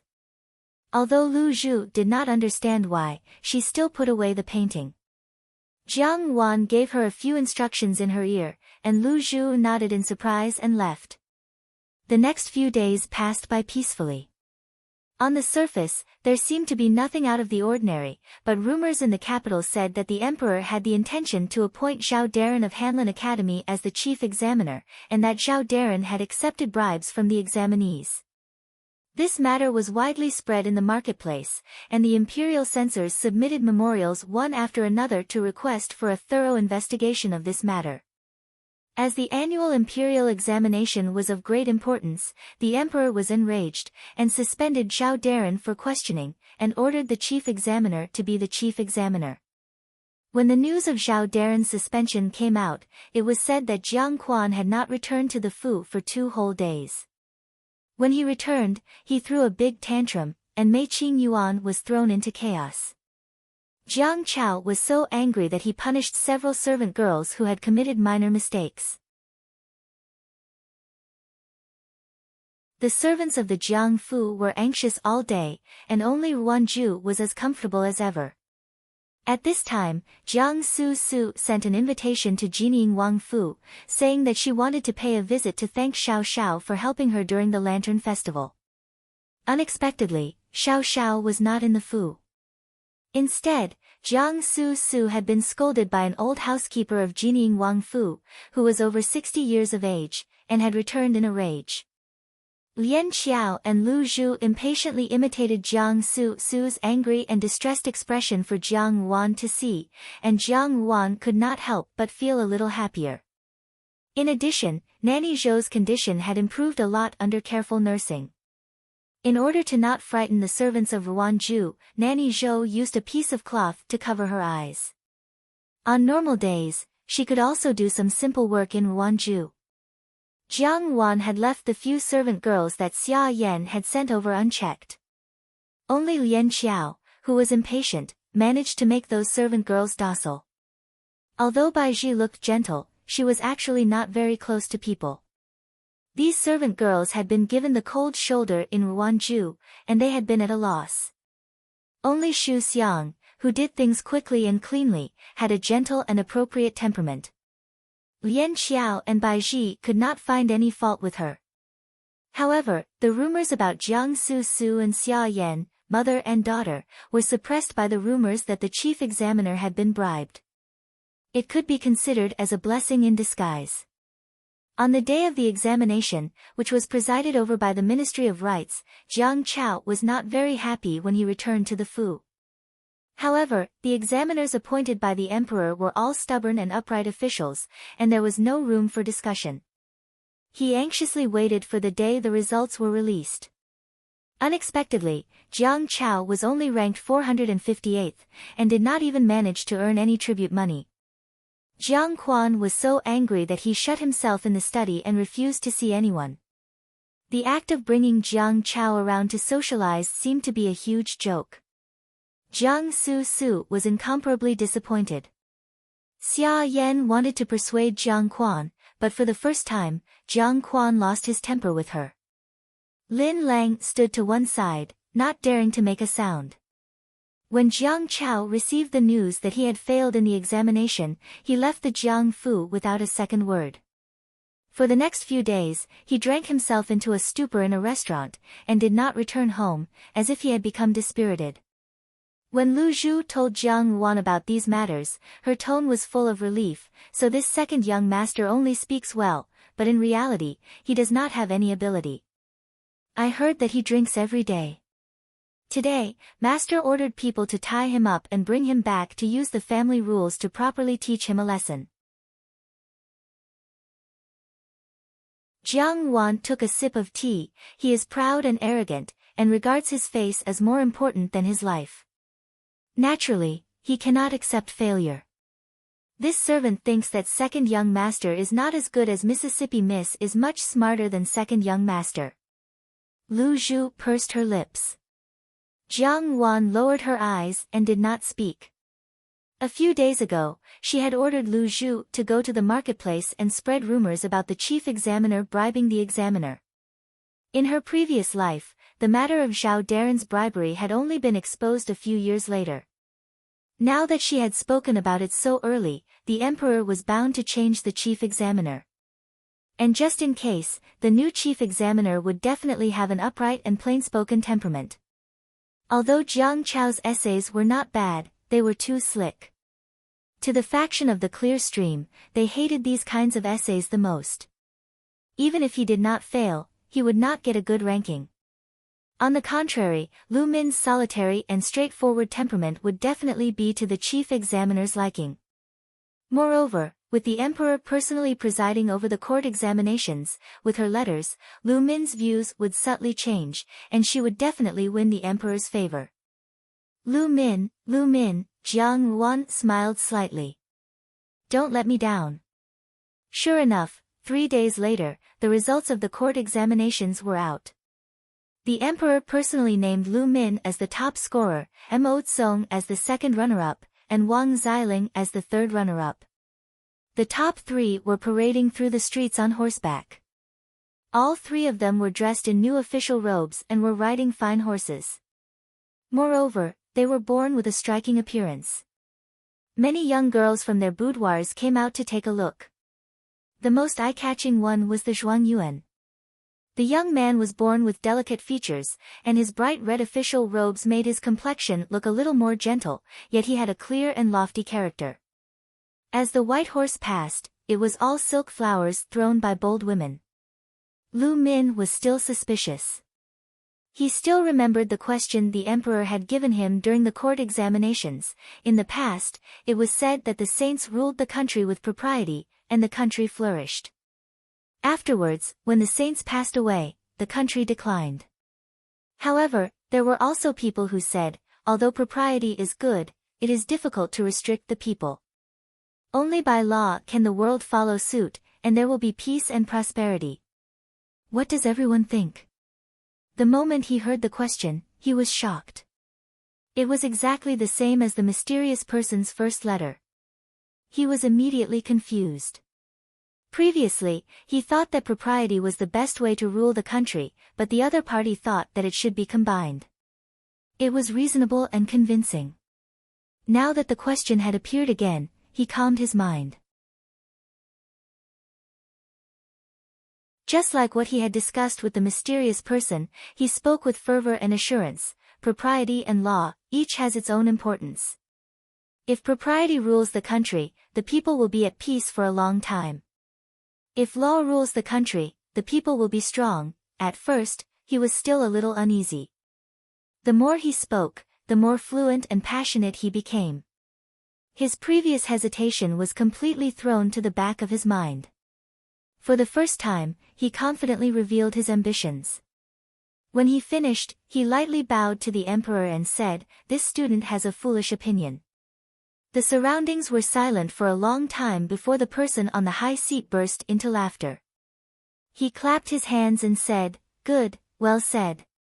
I am extremely pleased that the Jin kingdom has such a talent." Lu Min was still in disbelief after being named Zhuangyuan in a daze. Mo Tsong came over to congratulate him. Brother Lu's point of view is really novel. It is very different from what Brother Lu has said in the past. He politely returned the greeting, but he was more and more hesitant. If he did not know that the emperor did not have such hobbies, he would almost have thought that the mysterious person was the emperor. But after all, it could not be the emperor. But who could it be? Why would he help him if he knew the question a few days ago? Lu Min's mood was somewhat complicated. He had lived an honest and upright life and had never used such a dishonorable method to win anything. But at this moment, he did not want to take the initiative to say everything. Once he said everything, the person who helped him behind the scenes was bound to be implicated. Moreover, everything he had now would vanish into thin air. He still remembered the painting that person had sent him. The higher one stood, the greater one's ability would be. The young Zhuangyuan was proud of his success, but he did not notice that there was a shady face in the crowd, looking at him with hatred. Jiang Chao reeked of alcohol as he looked at the lofty Zhuangyuan. He stood even taller than before, his clear and arrogant eyes seemingly unable to contain anyone. Jiang Chao clenched his fists. Why? He turned around and disappeared into the crowd. On this day, the streets of the great Jin dynasty were empty, all to see the elegant demeanor of the young Zhuangyuan. But one person had infiltrated the dormitory of the Imperial College. Lu Min's dormitory had not yet been tidied up and was maintained in its usual state. Xiao Xiao, dressed in a deep black brocade robe embroidered with Buddha heads and immortals, stood in front of Lu Min's desk. He reached out and picked up a letter on the desk. There were only 5 words on it, "Many thanks." "Who are you?" Xiao Xiao raised his eyebrows. Mo Tsong had said that Lu Min was like a different person from a few days ago, and his views at the palace examination were even more different from before. A person's views would not easily change over a long period of time. Lu Min's personality was simply not suited to be an official. It was truly strange that he had been appointed the Zhuangyuan. For example, the letter in front of him stated that Lu Min only had a bedridden mother and no close friends in the Imperial College. This, "Who are you?" was thought-provoking. Xiao Xiao pulled open the drawer in front of the desk. There was only a stack of books in the drawer. He pulled out the book at the bottom and removed the letter from the stack. He saw the words written on it. It seemed to be a discussion between ordinary scholars. The writing was reserved and did not appear smooth. At first glance, it was very similar to the eighth prince, Xianli. But this person was definitely not Xianli. Xiao Xiao's gaze fell on the letter at the bottom. On it was clearly written, in the past, the sages ruled the country with propriety. When the sages passed away, the country declined. Propriety was the right way to rule the country. However, there was also a saying, although propriety is good, it is difficult to control the people. Only by law can the world follow suit and there will be peace and prosperity. He was slightly taken aback. His cold eyes flashed with sharpness. This was the question of the palace examination. It seemed that someone had written this letter to Lu Min long before the palace examination. Who was this person? He must be someone close to the emperor. Could there be a traitor in the palace? But Lu Min was only a commoner. What good would it do to help him? Perhaps official Zhao's bribery a few days ago had something to do with it. Xiao Xiao put the letter away and said, Brocade 1, Brocade 2. Master. Two men dressed in black appeared in the room. Send a group of brocade guards to guard the Imperial College and follow the messenger. Xiao Xiao said, the two of you keep an eye on Lu Min, yes. Xiao Xiao nodded. He turned his handsome face and happened to see a painting hanging in front of Lu Min's desk. The moonlight shone on the mountains and rivers, and the forest was dotted with fireflies. He glanced at it, then turned and walked out of the dormitory. The elegant demeanor of the Imperial College scholar made many young girls in the Great Jin dynasty fall head over heels for him. That night, Jiang Yuan did not read. Lian Xiao and Bai Zhi looked at each other. Lian Xiao said, Today, I heard many servants in the Fu say that the Zhuang Yuan is born with good looks and an elegant demeanor. He is indeed a talented person. Bai Zhi glared at Lian Xiao. Don't talk nonsense in front of Mississippi, don't you have any shame? Could it be that you are lovesick? Damned wench, see if I don't tear your mouth apart. Lian Xiao blushed and scolded jokingly, I am happy now. The more the Zhuang Yuan is pleased, the more depressed that person will be. Thinking of this, I can't help but laugh. You can't say such things carelessly. Bai Zhi glanced at the door, don't forget that there are a few people outside. The walls have ears. She was referring to Xu Xiang and the others. Jiang Yuan smiled slightly, second brother is suffering now. I think he will go to the tavern to drink. Yesterday, the newly opened tavern in the east of the city is next to the capital's largest brothel, Baihua Lu. Today also happens to be the day that Miss Peony opens a box. Second brother was defeated in the imperial examinations, so he must be proud of his love. However, Miss Peony's net worth is not low. Second brother is rich and overbearing. I just don't know if the Jiang Fu has the money to pay for second brother's beauty. Lian Xiao and Bai Zhi looked at each other and saw the amazement in each other's eyes. Jiang Yuan was a virtuous lady, but when she talked about the matters of the brothel, she was magnanimous. It made people feel uncomfortable. As they were talking, Lu Zhu pushed the door open and entered. Seeing Jiang Yuan look at her, she took a few steps forward and half knelt beside Jiang Yuan. She said in a low voice, Miss, it's done.